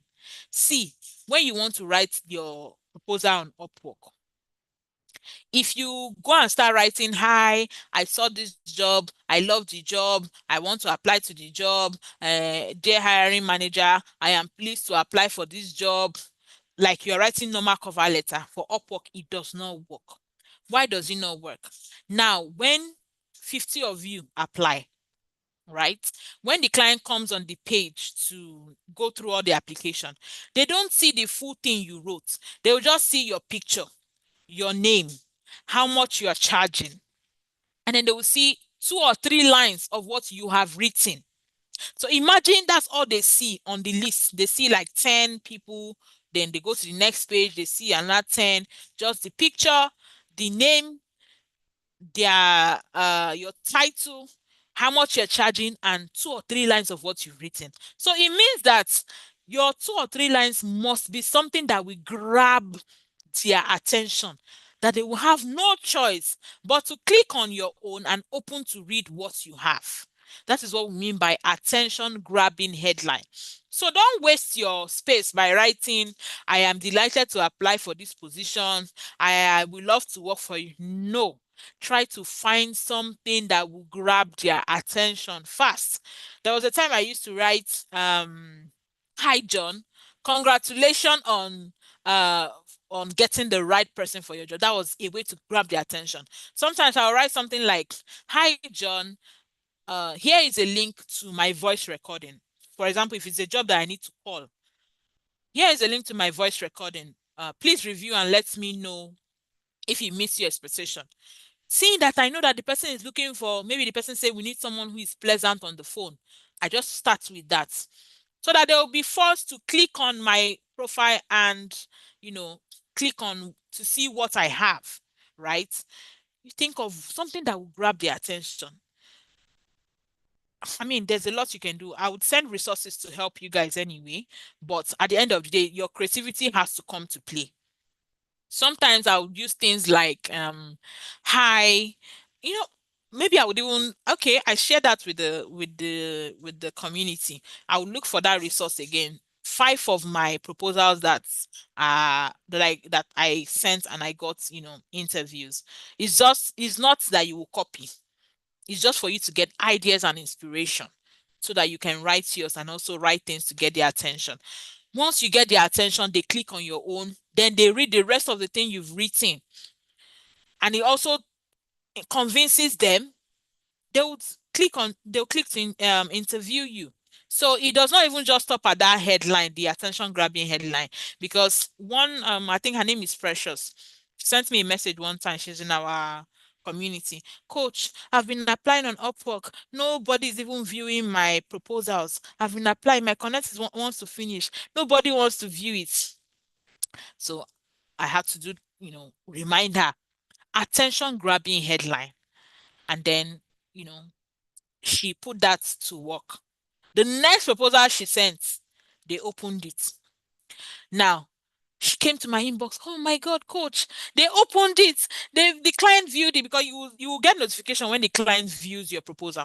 The client viewed my proposal. Oh my God. Oh, after one day, she came back. Coach, the client only viewed it. They did not send me a message. So I told her, okay, send the full screenshot of your cover letter of your proposal. She sent it to me. I said, okay, I read it. Yes, she had an attention grabbing headline. She was applying for the job of a customer service rep that will be sending emails to clients.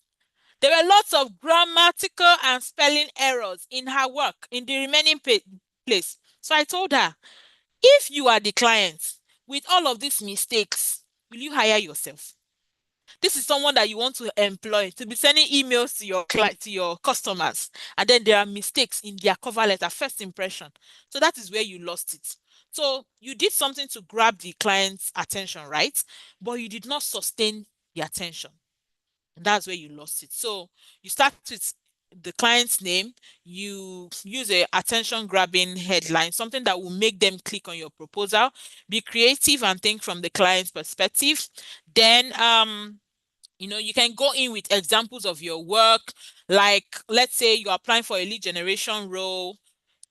Please, all your screenshots, save them in your Google Drive and label them, so that when you are trying to apply for a job and you see that the job relates to something, you can just quickly go and copy the link and post. I do that a lot. I have a folder of my screenshots.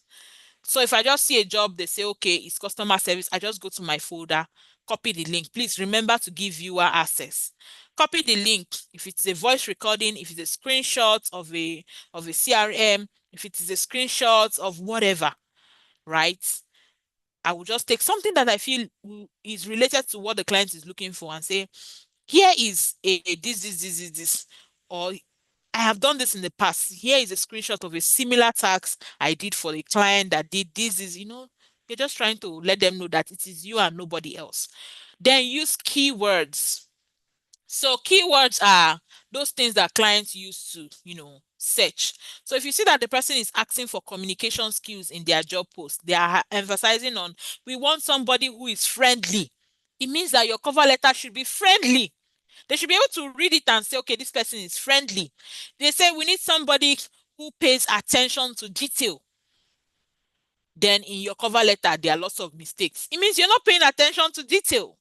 They say they need somebody who is this, try to incorporate it in whatever you're writing, right? Try to incorporate it to whatever you're writing. So decode keywords in the job post and then try to relate your writing to it. If the job post is only 3 lines, I see people do that a lot. The client wrote only three their job description. Then you are replying, you are using 2 pages to write. Do you actually think that client will read it? Like, the person could not be bothered to even use AI to write job description. They just wrote 3 lines. Then you are going to write 200 lines. You just know that the person may not even have that time to read all that. So it means you should go straight to the point. But if it's a client that, has very long job posts, in fact, they even put 5 questions that you must answer. Go through it, answer all the questions, go in detail and all of that. Just mirror the clients. Try to understand the kind of client and try to give them what they need or what they are asking for. Highlight your value, highlight your relevant experience. So you could say, I've done this for a client in the past where we did this, and we're able to achieve this, right? Just to let them know that, okay, you know what you're talking about. Show proof. Include links or files to relevant previous jobs you've done in the past. Talk about how you will do the work. Who is that? Okay, welcome. Address how you will handle the project. Tell them, this is what I will do for you. So a client says, I'm looking for an Airbnb co-host. Tell them, I will do this. I will help your clients from check-in to check-out. I will do this. I will, tell them how they want to know, how are you going. Remember, you only have one chance to make a good impression. So you need to communicate to them that you know what you are doing. Tell them the tools you will use if it relates to it.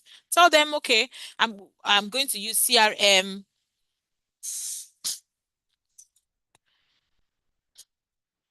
Praise. Open the door. Tell them what you're going to do. I'm going to do this. This is how I'm going to handle your project. In fact, what's her name? There's one lady in our community, right?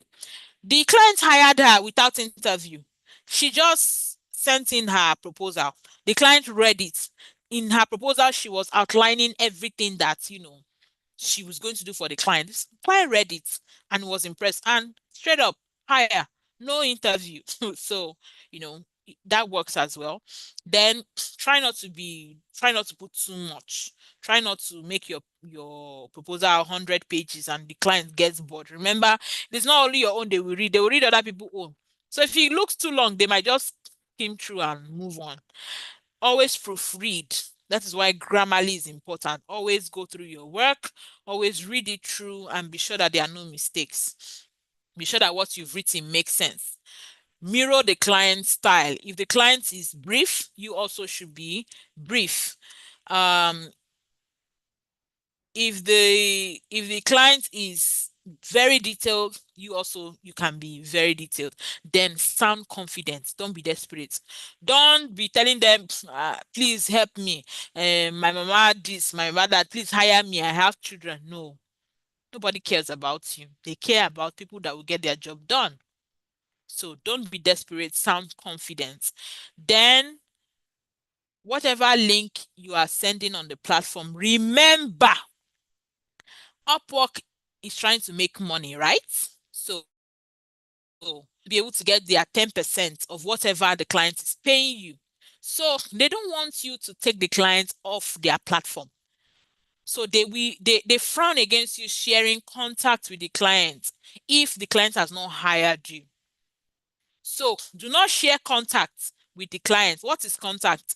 Email, phone number, WhatsApp, whatever, LinkedIn, whatever that has contact information. Don't share it with the client until the client hires you on the platform. They don't want to see anything like that. In fact, Upwork has Zoom integrated, so you can create a Zoom meeting on Upwork. If you use Upwork Zoom, you can't even share your screen. I was having a meeting with the client, right? Yeah, I was having a meeting on Zoom with a client on Upwork, and the client was telling me to show my speed. That's something a lot of clients ask for. They will ask for a speed test. So they want to see your internet speed test or your typing speed test. Not to worry, if you need help with that, come on the community and say, help me, help me, help me, help me. Oh. I need speed test. Somebody will take a screenshot of their internet speed, a good one, and send to you. If you want to take off your own computer by yourself, don't send anything less than 30 Mbps or 35. Don't send anything less than that. Then if you want to send typing speed test, don't send anything less than 4550. So if you don't have up to that, you can ask someone will send you a screenshot. That's not a problem. So remember not to send links with your contact details. Then when you are ending your proposal, of course, put a strong call to action. Tell them what you want them to do. Tell them I'm available. In fact, you can go as much as say, I'm available so time for an interview. I do that a lot. I'm available to jump on a quick call with you so I can better understand your needs, right? Um, I'm available for a quick 10-minute call. Just tell them what you want them to do next. They say human beings are stubborn. Until you tell them what to do, they will do it. So, that's a way to, you know, make them to take the next step. So I would send you guys templates for proposals, but I will advise you don't copy and paste those templates because you'll be doing yourself a lot of disservice. Try to just read them, understand them, practice to write your own. Go and take different jobs, practice writing proposals. The more you write, the better you get at it. You can also use ChatGPT. These days I use ChatGPT, but you cannot just go and copy the job description and paste on ChatGPT and then use what ChatGPT gave you like that. Because hundreds of other people too will go and do the same thing. Then imagine the client, they open first page, he said A, second person said A, third person said A, all of you are saying the same A. There's a problem. So even if you're going to utilize ChatGPT, in fact, when I use ChatGPT, I don't copy and paste. I just see what I post the job description on ChatGPT. It gives me something. I say write an Upwork cover letter for me. It will write something for me. I will just look at it and see those interesting lines. I don't copy it. I just look at those interests, those things that I feel like ChatGPT, yeah, you did well in this part. I just pick 2 or 3 lines and write my own, incorporating those lines. So even if you are going to use ChatGPT, be wise. When you are writing, describe the value you have to offer the client. Give the client reason why hiring you is the best decision, right? That is just about it in writing proposals. So let me open my Upwork again. Or should I take questions? How do you know your internet speed tests? Okay, I would show you guys that now. Let me open my Upwork again.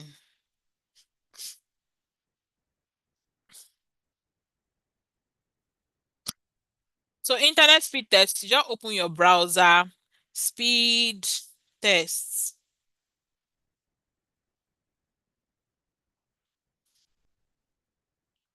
I think speed tests on net. Some clients will tell you the exact sites to use to search, but majority of them they use this speedtest.net, right? Just open the website. When it loads, you click on the button where it says go. Just click on go and then it will measure your internet speed. Some days, even my Starlinks will be giving me horrible results. So it's left for you to, once it gives the results, you can, if it's a good one, you can take a screenshot and send to the client if they requested for it, right? Sometimes when you see a job self where the client is hammering on, you must have good internet speed, you must have good internet speed, they say it like 3 times. Just go and find a good screenshot of internet speed and take a screenshot and say and add it to what you are writing to let them know that okay, I have what you are looking for. You can see my own is 96.41.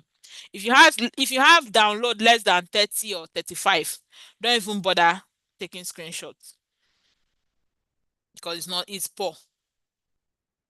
Then for typing speed, the same thing. For typing speed, the same thing. Just type typing speed test. Anyone that pops up.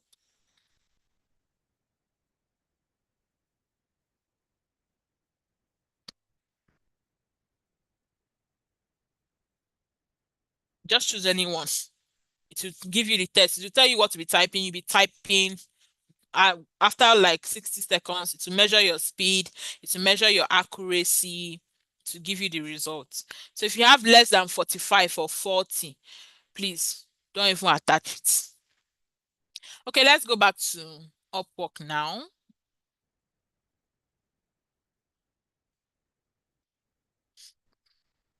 And let's see how to apply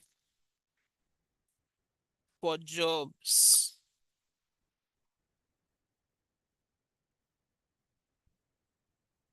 So I'll go to find work.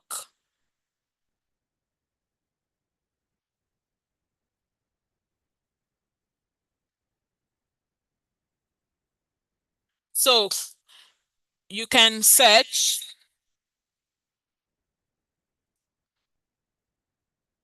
You can search, right? Let's say, okay, at the search here. So let's search for, it's still loading. Then this is what I was telling you guys about 100% profile. Can you see my own 100%? If yours is not up to it, to tell you how many percent you have and to tell you to complete your profile. So mine is up to 100.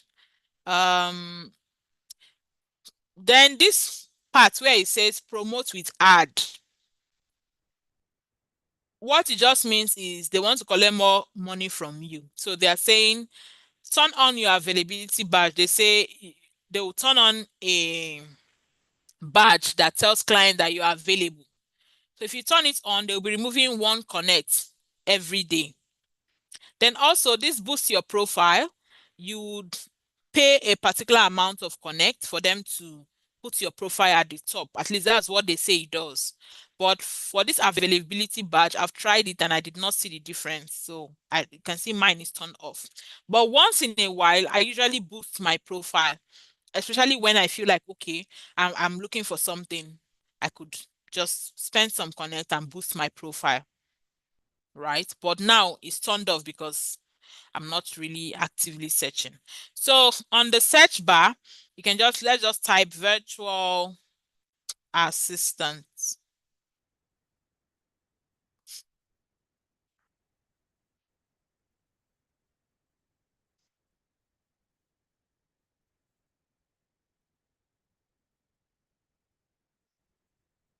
Remember, if you're using Upwork Tracker you use Upwork Tracker for hourly jobs. If you're using Upwork Tracker, you cannot, that's for those anyway who will be outsourcing jobs. Like the jobs I outsource to other people, if they are working on my account, I don't open my Upwork because obviously it's different location. Upwork is very sensitive about all of these things. So they I always tell them, tell me when you are starting, tell me when you are stopping, so that I won't open my Upwork during that period, so that it doesn't flag my account. Because if you do anything to my account at the end of the day, it's a problem. So I search for virtual assistant, right? You can filter the search to what you're looking for. So you can see experience level. Am I looking for entry level job, expert, intermediate? How much am I looking for hourly? That's the amount the kind of job I'm looking for. Do I want a fixed price job? So fixed price is like, it's not an hourly job. They'll just put a particular amount, like, okay, they might say, okay, for this project, we'll give you $500, or every month we'll give you $500, or for every of this thing you complete, let's say for every 1,000 lead you generate, we'll give you $50. That's a fixed price job. Hourly job is you start at a particular time, you end at a particular time, you are counting the hours. That's hourly. So if you are looking for an hourly job, you click on hourly. If you are looking for a fixed price, so like me now, majority of the jobs I do on Upwork are fixed price jobs, so that because I already have, what I'm doing. So I always go for jobs that are flexible, that I can do at any time, that will not interfere into what my main job. So if you're someone who already has something doing and you're looking for, projects to add to what you're doing, you can search for fixed price jobs. Those are where you see a lot of flexible jobs. So if you're looking for a particular amount, less than $100, you can just filter according to what you need. Then number of proposal. If I only want to see jobs that have less than 5 proposals, or 5 to 10, or 10 to 15, or 15 to 20, or 20 to 50, you search that way.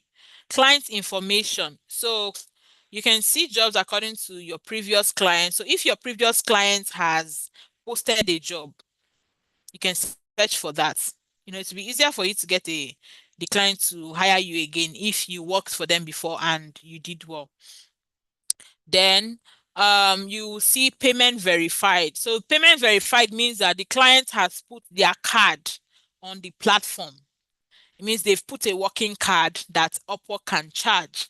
So even when you are trying to apply for a job, you need to check, is this client verified? Has this client put a payment method on the platform? If they have not put a payment method, you check, when did they join the platform? So if this person has joined this platform 2 years ago and they've not verified their payment method, it means the client might not be a serious person. I said might. It might not be a serious person. But if the client just joined like 1 week ago or 2 days ago, it means, okay, the person is still new. Maybe they are still trying to hire. Because when you want to hire, it will tell you to put your card. That's where Upwork will be removing the freelancers' money from. So that is what we mean by payment verified. Then if you want to choose by client history, let's say you only want to go for clients who have hired plenty of people in the past, you can choose that. If you want to choose by client location, like me now, I'm running from US clients. That's me personally. I'm running from US clients, but US clients don't want to leave me alone because like yesterday I worked till 11 p.m. yesterday. I had meetings and meetings and meetings. So I'm trying to move away to Europe, Europe, because of course the time emerges with my location. So if that's something you want to do, you can also choose according to client's location. If you're looking at a job that has a project length, you can choose. So you can just choose your filters. Whatever you choose is what is the type of job that the is to show you here. So now we have executive virtual assistants. So let's check this job. Let us see the job and see if it's a job that makes sense. So let's read this job together, right? Now, who can tell me, just look at your screen quickly. Who can tell me how many connects it takes to apply for this job? How many connect does it take? If you screenshot an internet speed that is not your own, and then your internet speed later gives you away, I don't understand. Why will you give you when you apply for a job, they say include your internet speed test, and then you give them a good one. It's only few clients I've seen that would maybe during interview they will say share your screen and show us your internet and do an internet speed test. Out of all the clients I've ever had interview with, maybe it's just two that did that, right? But majority of the time, once you've given them that internet speed test, they don't really ask for it again. Okay, so we need when a job is outsourced, does the original owner earn a percentage of your earning? So if I get a job and the job is paying $15 per hour and I don't want to do the job, I want to give it to somebody. The person is working on my account. If there's any problem, that is why I'm very skeptical about giving people jobs. If there's any problem, it is me that will bear it. If for any reason the client gets to know that I am not the owner, that the person working is not the person they hired, they will leave a bad review. They can end the job and leave a bad review.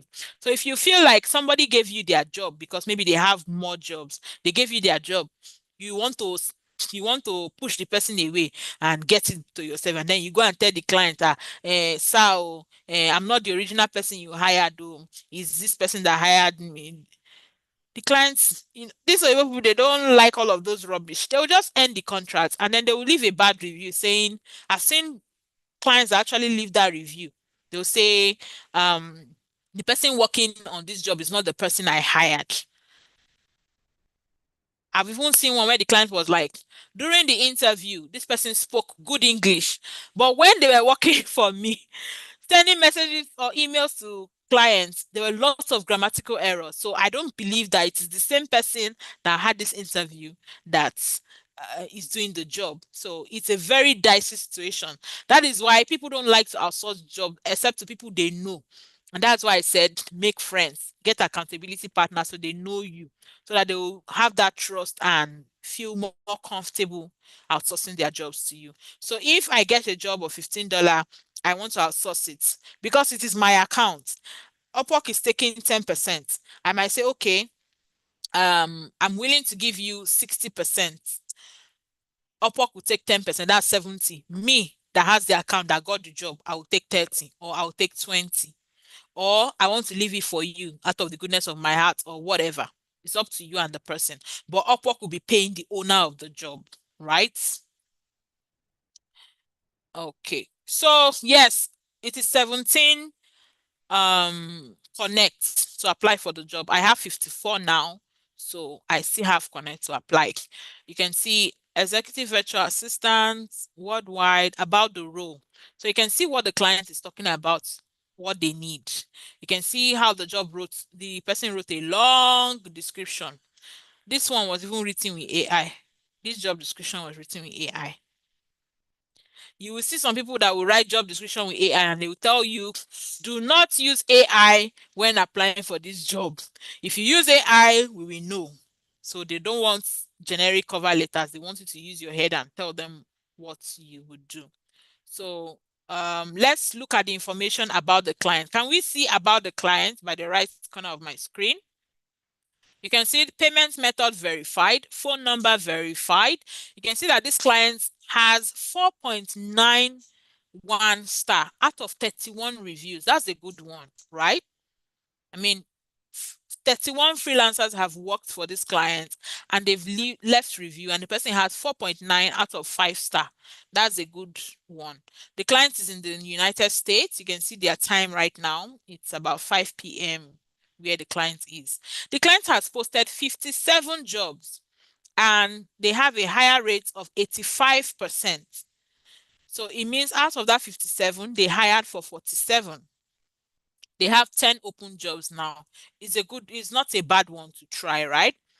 Then they spent $22,000 on Upwork. Upwork only deals on dollar. They don't use any other currency on Upwork. They're in the US. So this client has paid $22,000 to freelancers that have worked for them. They've hired, okay, the client has hired 52 people, but only five are active now. It means only five are still working for the client. So maybe the client has been hiring for short-term roles. That's also something I look out for to see as well. Then average amount this client pays people, $31 per hour.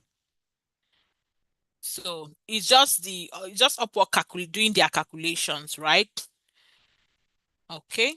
So you can even see the job link. You will see sometimes people will post job links on the community. This is where they come and copy. So you can see that this client has been on Upwork since 2021. It looks like a good deal, right? Then if we go further, we'll see that this client is looking for someone who can work more than 30 hours a week. So that's like a full-time offer. The project will last for more than 6 months, and they are willing to pay an expert. So they're looking for an expert. So this kind of job, if you are not confident or you don't feel like you can defend yourself, right? You don't feel like even though sometimes this thing is luck, you might be saying jargons and sometimes. But the client is looking for an expert, and their budget is between $10 to $15 per hour. So now you can say, okay, the client is willing to pay up to $15 per hour. Okay, I want to charge 15. Some people will even charge 20, but for you to be charging more than the client's budget, it means you know what you are doing, right? Then some people will charge lesser than this 10. You even still see if you buy Connect, right? But you can still pay for, they call it Freelancer Plus. That's like their premium package on Upwork. I paid for it once or twice and I never paid again because I didn't see the difference. But if you pay for that, you'll be seeing how much the average amount that people are bidding for the job. The lowest people are saying they will do the job, and the highest people are saying. So you even see that somebody bid $3. Client has said they are looking for someone 10 to 15. You see someone bid $3. So it's how you're able to defend. You go to a big market, there are different stores selling the same thing with different prices. It's how you're able to defend yourself. Then this is the skills section. So now you can see the skills that the person is looking for. So when you have done your research, you've searched like 10, 15 jobs, you see the skills they are always looking for. This one now, they say email communication, administrative support, virtual assistance, data entry. You can add these skills now to your own skill section on your profile. Then this particular client is looking for a particular location, Philippines. So this one now, you can decide, okay, the client's preferred location is not my location, so I can let it go. But sometimes there are people I've heard who, they will still send a message. They'll tell the clients, I know I'm not in your preferred location, but here is how I will help you. They defend themselves and they will still get the job, right? So right now we have less than 5 people who have applied for this job. You can see the client is not yet interviewing anyone. The client did not invite anybody to this job. So we also have 0 unanswered invites. So less than 5 people have applied for this job. Then if you go through their history, you will see you will see feedback from other freelancers. So you can see this one says, Will is a blah blah blah.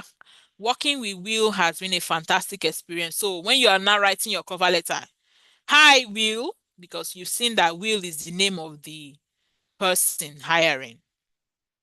So you can also go through the feedback from other freelancers. So you know, okay, do I want to work with this person? You can see more people saying it was a pleasure working with Will. It was a pleasure working with Will. You will see the one they gave, you will see the feedback they gave, the client gave freelancers, and then you will see the one the freelancers gave. So you can also know, is this a client that gives good review to people that work with them? You know, there's some clients that are hard to please. So you can see now this particular one, the client actually gives good reviews. He always gives 5 star, 5 star, 5 star. So this is not a bad client to work for. Then you can even see other open jobs by the clients. All right. So if I wanted to apply for this job now, even though I'm not in their preferred location, I will just click on apply now. It will show me anyway that I'm not in their preferred location. But if I want to go ahead, I think I should be able to.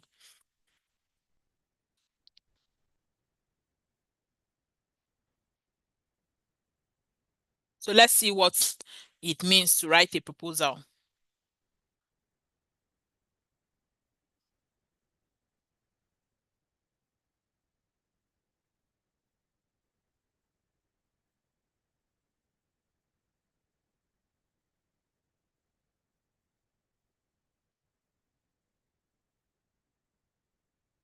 Are we applying with our proposal?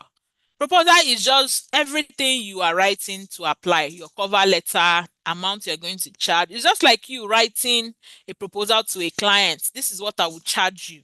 This is what I will do for you. So this is the place where it says submit a proposal.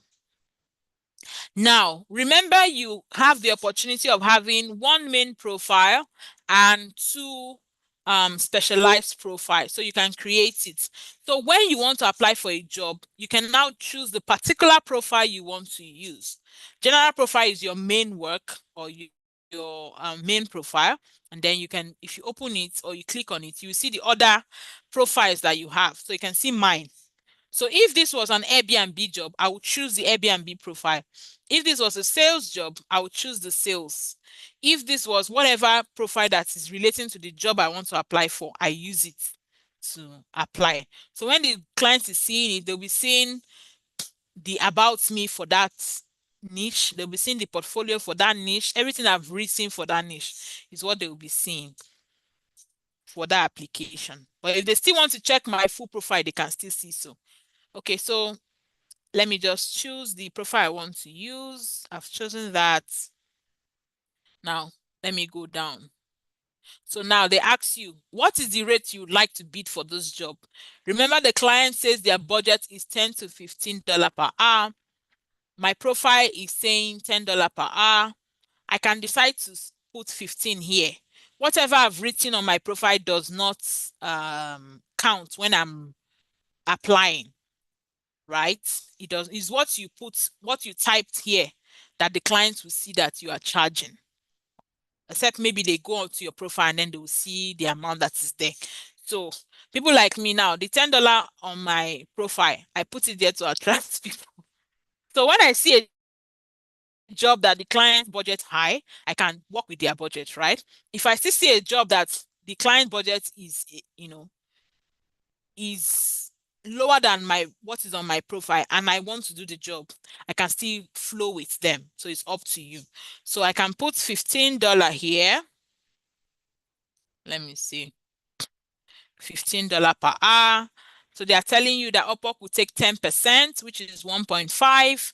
Then you will receive 13.5. Then this place it says schedule a rate increase. So do you want your money, your hourly rates to be increasing automatically? Even though I think it's a stupid feature. because how will I be applying? How will I be employing you? And then while I'm still interviewing you, I'm already seeing that on your profile, every 3 months, your money will increase automatically by 20% or 50%.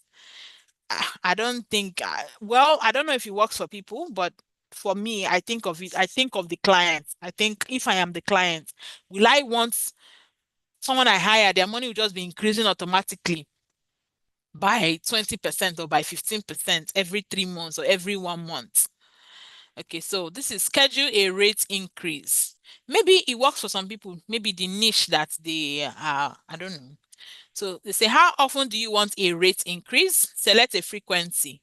So you can, I usually choose never, but some people choose whatever they like. So if you want a rate increase every 3 months, every 6 months, every 12 months, you choose it, then you choose how much increase do you want? 5%, 10%, 15%. You can choose however you like. Then here is where you write the cover letter. So, hi, Will.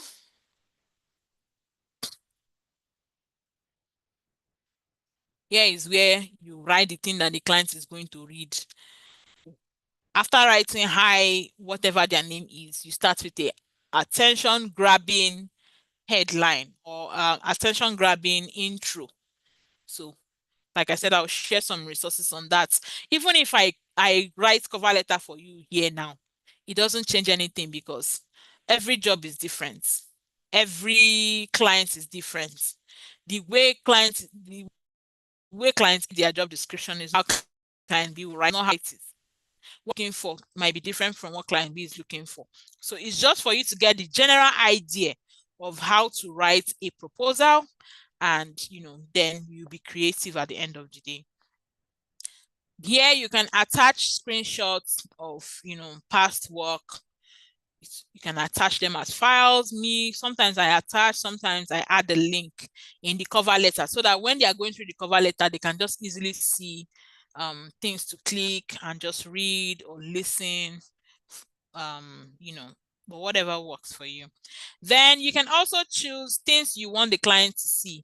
Let's say you want them to see a particular portfolio that is related to the work, or you've done a job in the past on Upwork that is related to what they are looking for. You can add it, or you have a certificate that is related to the job. You can add it. Just things to boost, so that it says show off your best work. Just things to boost your proposal. Then this place is another place where Upwork uses to steal money or thief money. They say boost your proposal. So they say after you have written your proposal by yourself, and then remember this job is 17 connects to apply. Now they are saying if you want, we have the first 4 places: number 1, number 2, number 3, and number 4. If you want the client to see you first, add more money to the 17. If you want the client to see you second, add more money. So right now, somebody has bid 10 connect. It means the person will pay 17 plus 10. So they will be paying 27 connect to apply for this job. So they have put 10 so that they will be the first that the client will see. This person has put 7 so that they will be the first the client will see. Someone has put 4. Somebody might come from nowhere and put 50. I've seen that happen. In fact, there was one time I saw one screenshot trending. $50 job. Somebody is using 100 connect to boost. How much is connect? How much is the job? Right? So, like I said, it's a competitive platform. So you do not go in blindly. You have to make sure that you know what you are doing.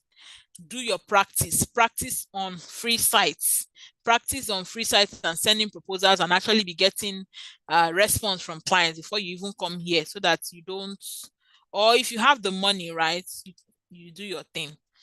So when you have put the amount you want to bid with, when you're done, you click on send, and then the client will receive your proposal. So everything on this page is what we call a proposal. It includes your cover letter, your amount you want to charge, your portfolio or other things you want to show the client, your best work you want to show the client, whatever you want to show the client. All of that is what forms your proposal, and then you can submit. All right. So let's look out for, let me see if I can see a job that you should not be applying for. Please ask your question. We'll be rounding up now. On Thursday, which is our last class, I would show you the platforms where with our money. I would need volunteers for interview so that we'll do a live interview, right? I will need volunteers for both those that will be asking the question and both those that will be answering the questions. I'll need like maybe 10. And then maybe if you have questions on Upwork again, I'll open Upwork again. So let's just look for,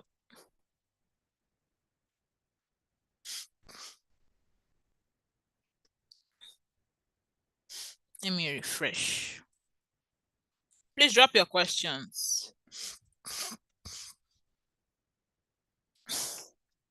You have 120 connects.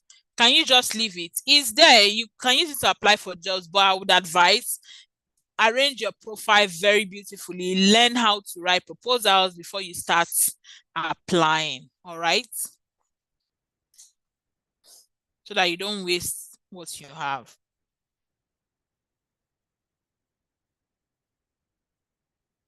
I'm trying to look for a job that doesn't, so you see some of the jobs to run from.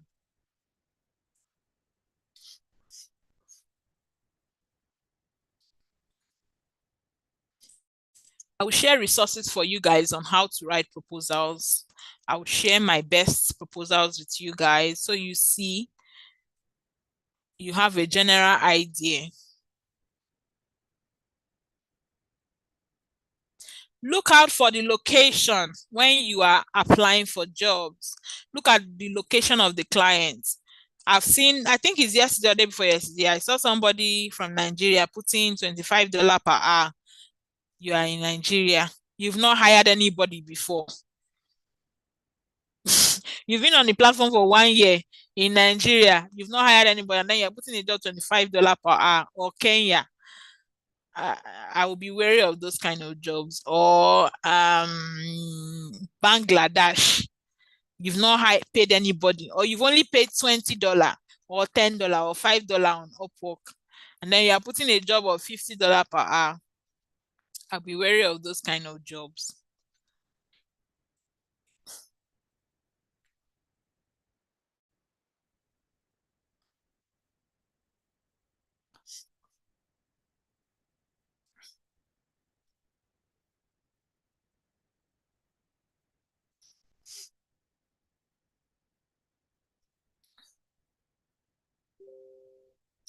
So look at this job now.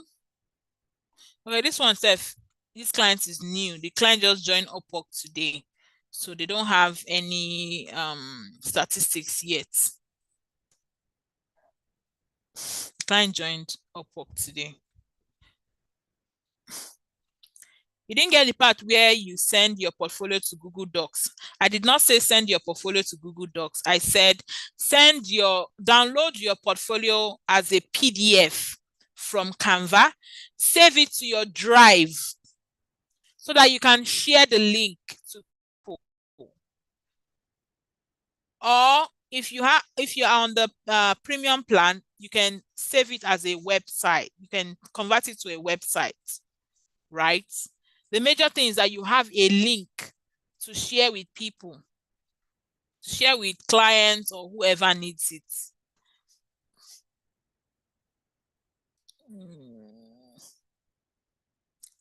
Let me see if I can use questions. So what I would advise now, you can open your account. You can search on the platform to see what other people are doing, so you can get inspiration from them. Word for word. Remember, Upwork is a very strict platform.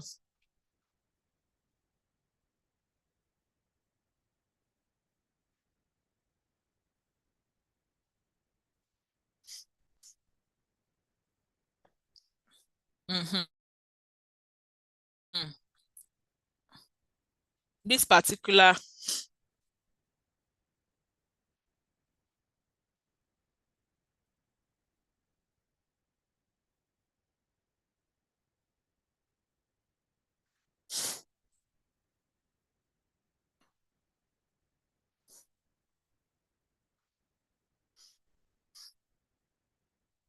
this particular one is this one you people are doing that you sell your LinkedIn profile for $20 and then they will use it to do commit fraudulent activities and LinkedIn will ban your account.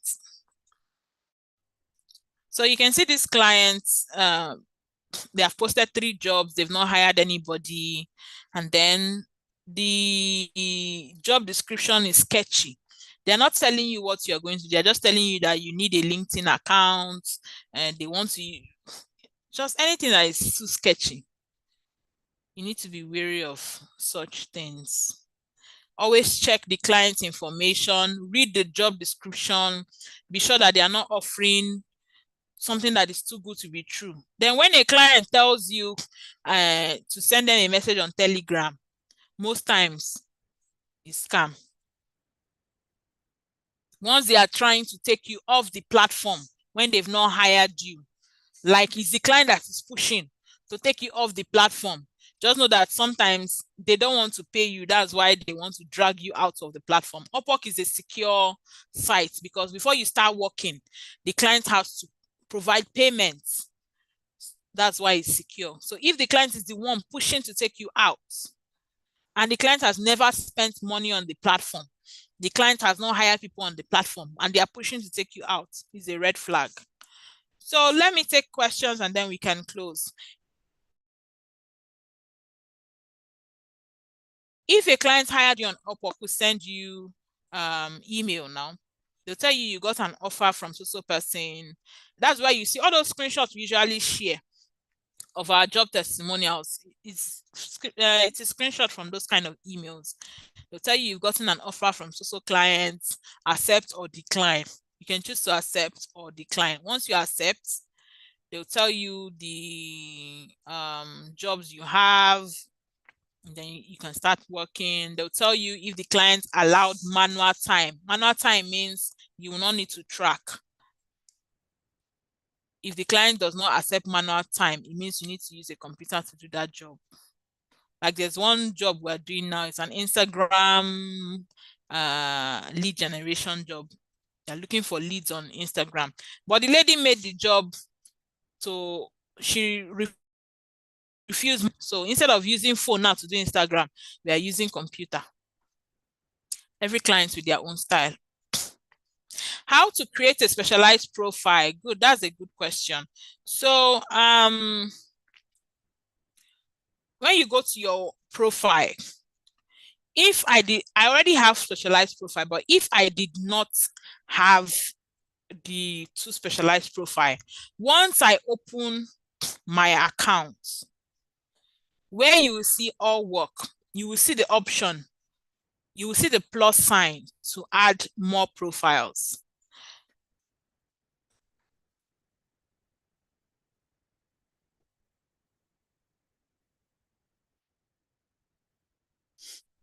While that is opening, let me see if there are more questions. You forgot your password and getting it back is so tiring. You need to try. Oh. You will need to try. Reach out to their support. Because if they realize you already have an account, they might even ban the 2. Mrs. Joy, download your portfolio from Canva as a PDF. Save to your drive, not your docs. Save to your drive. From your drive, you can get the link that you can share to people. Remember to set your link to view. View, anyone can view. Then you can share the link. As simple as that. So if I did not have this my 2 specialized profile, where you are seeing all work, you will see a plus sign. In fact, you can still see the pencil sign to edit what I have. So this is where you will see on your main profile, you will see the option. So I click to edit it. You can edit it even from your setting. If you go to profile setting, if you scroll down, you do that. Specialized profile. You can delete them, you can edit them, you can, delete them and create new ones. If you're changing your niche, you can do all that.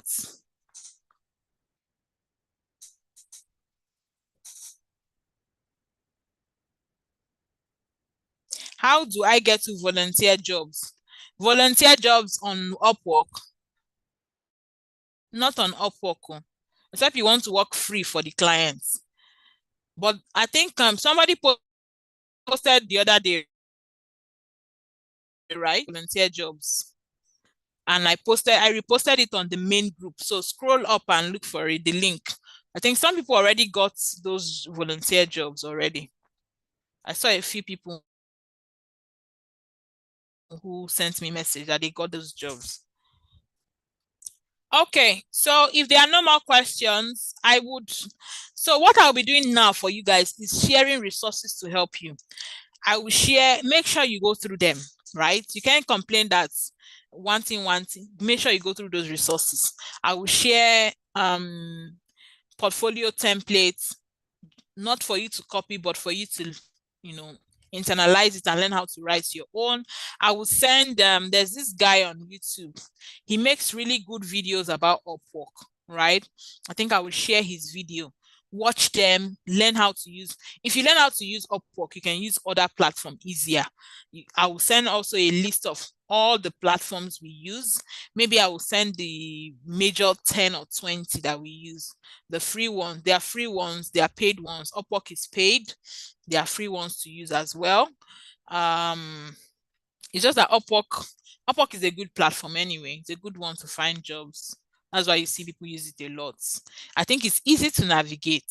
Upwork is easy to navigate actually. Your Upwork is 3 months old and you don't even have one connect. So if you just open an Upwork account, they will not give you free connect until you buy. Until you buy whether 50 or 150. Until you make your first purchase, then they will give you 50 free connect or 40 free connect as a first time user. Then afterwards, they'll be giving you 10 every month. In creating an account, one is requested to upload resume.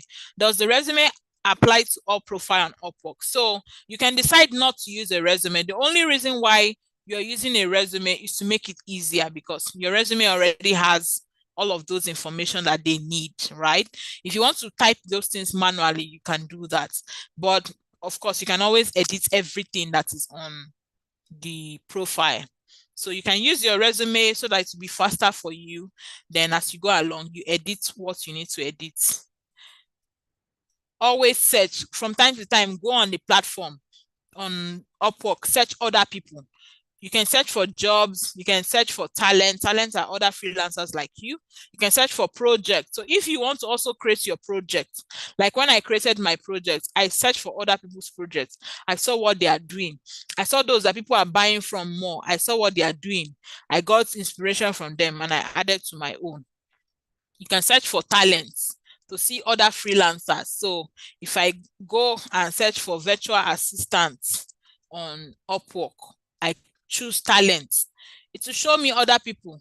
I can see what they are doing. No man is an island. You can get inspiration from people. Look at this guy now charging $3 per hour. He's the first person that he showed. He's in Pakistan. You can see this one in Philippines. She's charging $8 per hour. You can see this one is in Nigeria, charging $7 per hour. I just searched for talents, freelancers, virtual assistants. So you can see other people, what they are charging. You can also see how to write your own. What are they doing? The people that are earning more, what are they doing? People that are doing better, what are they doing that is making their own better? Learn from them. Pick one or two from them. What skills are they putting that is making them appear on the first page? See, oh, there are people back, but this one's appeared on the first page.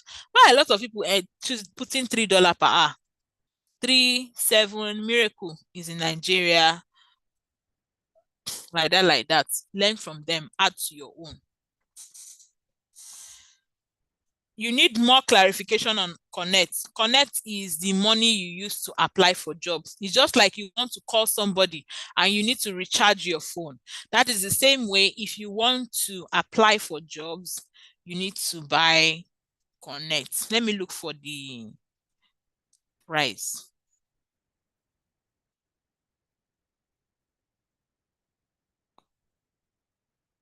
So some jobs will require 5 Connect, 7 Connect,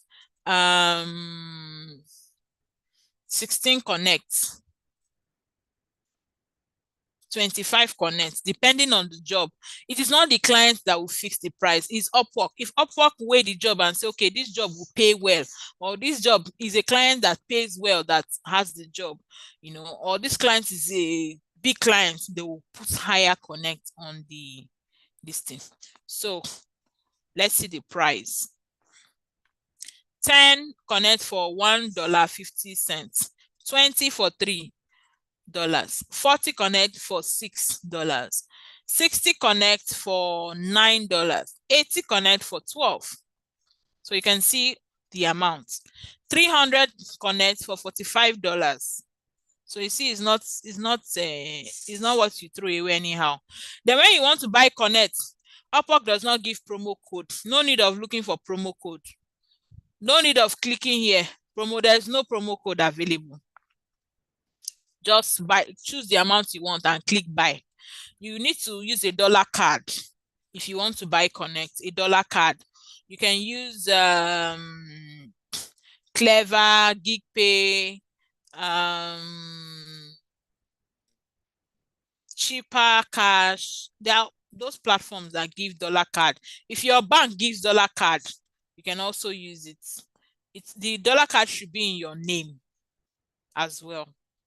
So you connect it and then you're able to buy. Are there other platforms that does not require Connect? There are 101 platforms that do not require Connect. I think I am beginning to sound like a broken record. My full-time job, I did not get it on a platform where I paid. I got it on a free platform, right? I got it on a free. I did not pay a dime. So it's just for you to explore all the platforms or majority of the platform and see what works for you, right? If you have the money to invest in Connect and you are good to go with Upwork, you can do that. If you don't have that money, you can use other platforms where you don't need to, make those payments, right? It's up to you. Does Upwork have school? No, I don't think they do.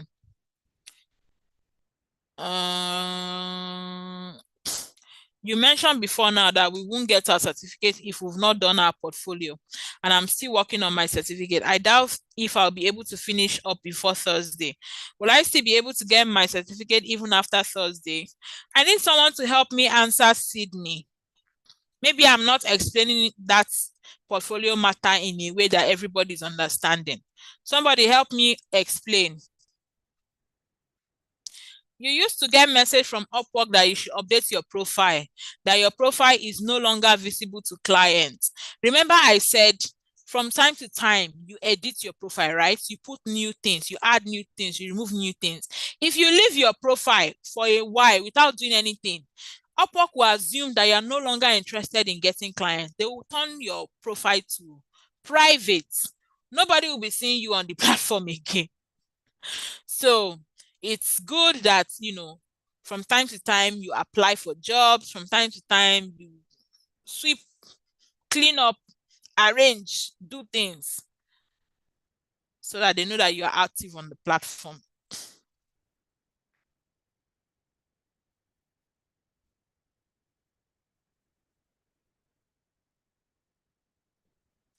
Okay, I've taken all questions. So please, you can download Upwork on your phone or you use the browser. Upwork Talent is the one you are registering for, Upwork Talent. So you can just go through the platform and see, or I will share other platforms. You can, from now, you are free to start applying for jobs. You're free to start applying for jobs, or you can now start working on your profile, working on your portfolio, working on your resume, work on all of them. Then after a while, learn how to write proposals so that when you start, you're good to go. Any other questions, or we can close this class now? Is it better to apply with phone or computer on Upwork? Yeah, there's no difference on Upwork. Apply with computer, apply with phone is the same thing on Upwork. Phone is easier, like I said. When the best time to apply on Upwork, if you are targeting US clients, is from 11 p.m. Nigerian time. That's because it is their evening at that time. So a lot of that's when they have the time to be posting jobs. That's when you see a lot of jobs on the platform. So at that time, are you expected to be on your computer? Use your phone. All you need to do is just fill in the details you need. Make sure your drive is turned on your phone so that you can easily copy links to your job if you like. Remember, do not share contacts. If you are putting, remember, I was even telling you guys, I gave people two portfolio where I said one cannot be used on Upwork because it contains contact details. Then the other one can be used because there's no contact details. Don't share contacts with clients. If clients even come to your DM and say, look at my messages. Let me even show you guys this message. One client sent me a DM. They reached out, right? And they, whatever, I don't even know what they sent, but whatever they sent, it included contact details. Upwork just remove the message immediately. Let me look for that message.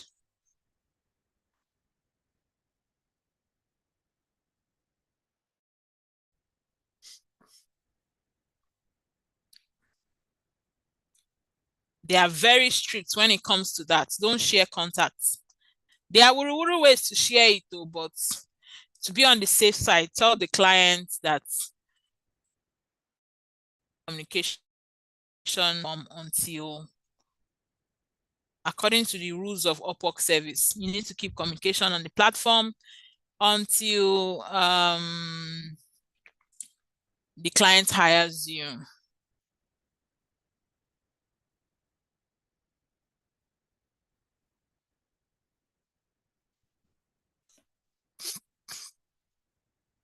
Well, Mr. Sam, he said you should not apply with phone because of his own, how do I put it?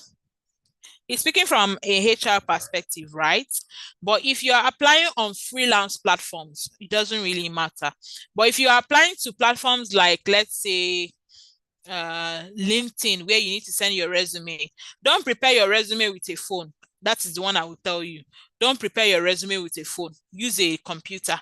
If you need to go to a cyber cafe to prepare it, do so. Don't use a phone, because by the time it gets to a computer, it will scatter. It will not be properly arranged on phone. Okay, so look at this client sent me a message. Immediately, they removed it. They said this message was removed because it includes contact information. Sharing contact details outside the contract workroom violates our terms of service and could lead to suspension. So they removed it immediately. What did I do? I immediately send the person a message. Hello, unfortunately, I cannot view your previous message as we are not allowed to share contact on the platform until a contract is in place. I sent this one. I still went and looked for the client online. I went to their company page. I sent a message. I sent more messages before the person, finally replied, and we set up a meeting. So be careful about sharing contacts on the platform. Okay. Can I apply for all jobs with phone, or are there jobs I can do with phone? You can do Airbnb with phone. You can do social media management on phone. Start saving to get a laptop so that you are not limited. But there are small jobs you can be doing, right? There are even jobs you will get on Upwork that is with phone, like this job. this particular job, I've been doing this job since 20 when sef 2020, maybe 2022, and it's with phone. It's a testing job. We test the app. I got the job on Upwork. We test the app. In fact, they requested you must have an iPhone to do the job. So remember, you're a virtual assistant. You are just to help. So it's for you to read the job description and then know what the client is looking for and if it is what you can do. The client might just write virtual assistant, but when they are writing their description, that's what will tell you if you can do the job or if you cannot, right? So there are jobs you can do with your phone, but you should not be expecting that it will be big job. What you should be looking at is get small jobs to save up to get a laptop. You must need a laptop at the end of the day if you don't want to be limited. So work on getting smaller jobs, Airbnb jobs. If you want to do Airbnb jobs with a phone, it has to be those clients that has, let's say, 2 properties, 3 properties, 5 properties, up to 10, more than 10 most times. They will have a system in place that you might not be able to use your. So you can target those property management companies that don't have many properties. Start reaching out to them, sending them messages, pitch yourself to them. I sent a message on the platform where you can edit and use to pitch to these clients. Social media jobs, you can use your phone. Send messages to people, tell them what you do. Small businesses on Facebook, even if it's businesses in your country. I mean, the least paid social media management, whoever now, that you'll be earning 50,000, 70, 100, as long as you know what you're doing. By the time you do a job for 2 months, 3 months, 4 months, you should be able to save up to get a laptop. So let that one not limit you. All right. Okay. So please, if you'll be volunteering for the interview, send a message to the community managers. On Thursday, we'll talk about payment, how to receive payment. We'll do interview, and then we'll call it a training. We'll end the training, right? So I look forward to seeing your faces again on Thursday, 7 p.m. We'll be rounding up the class. Have a good night rest.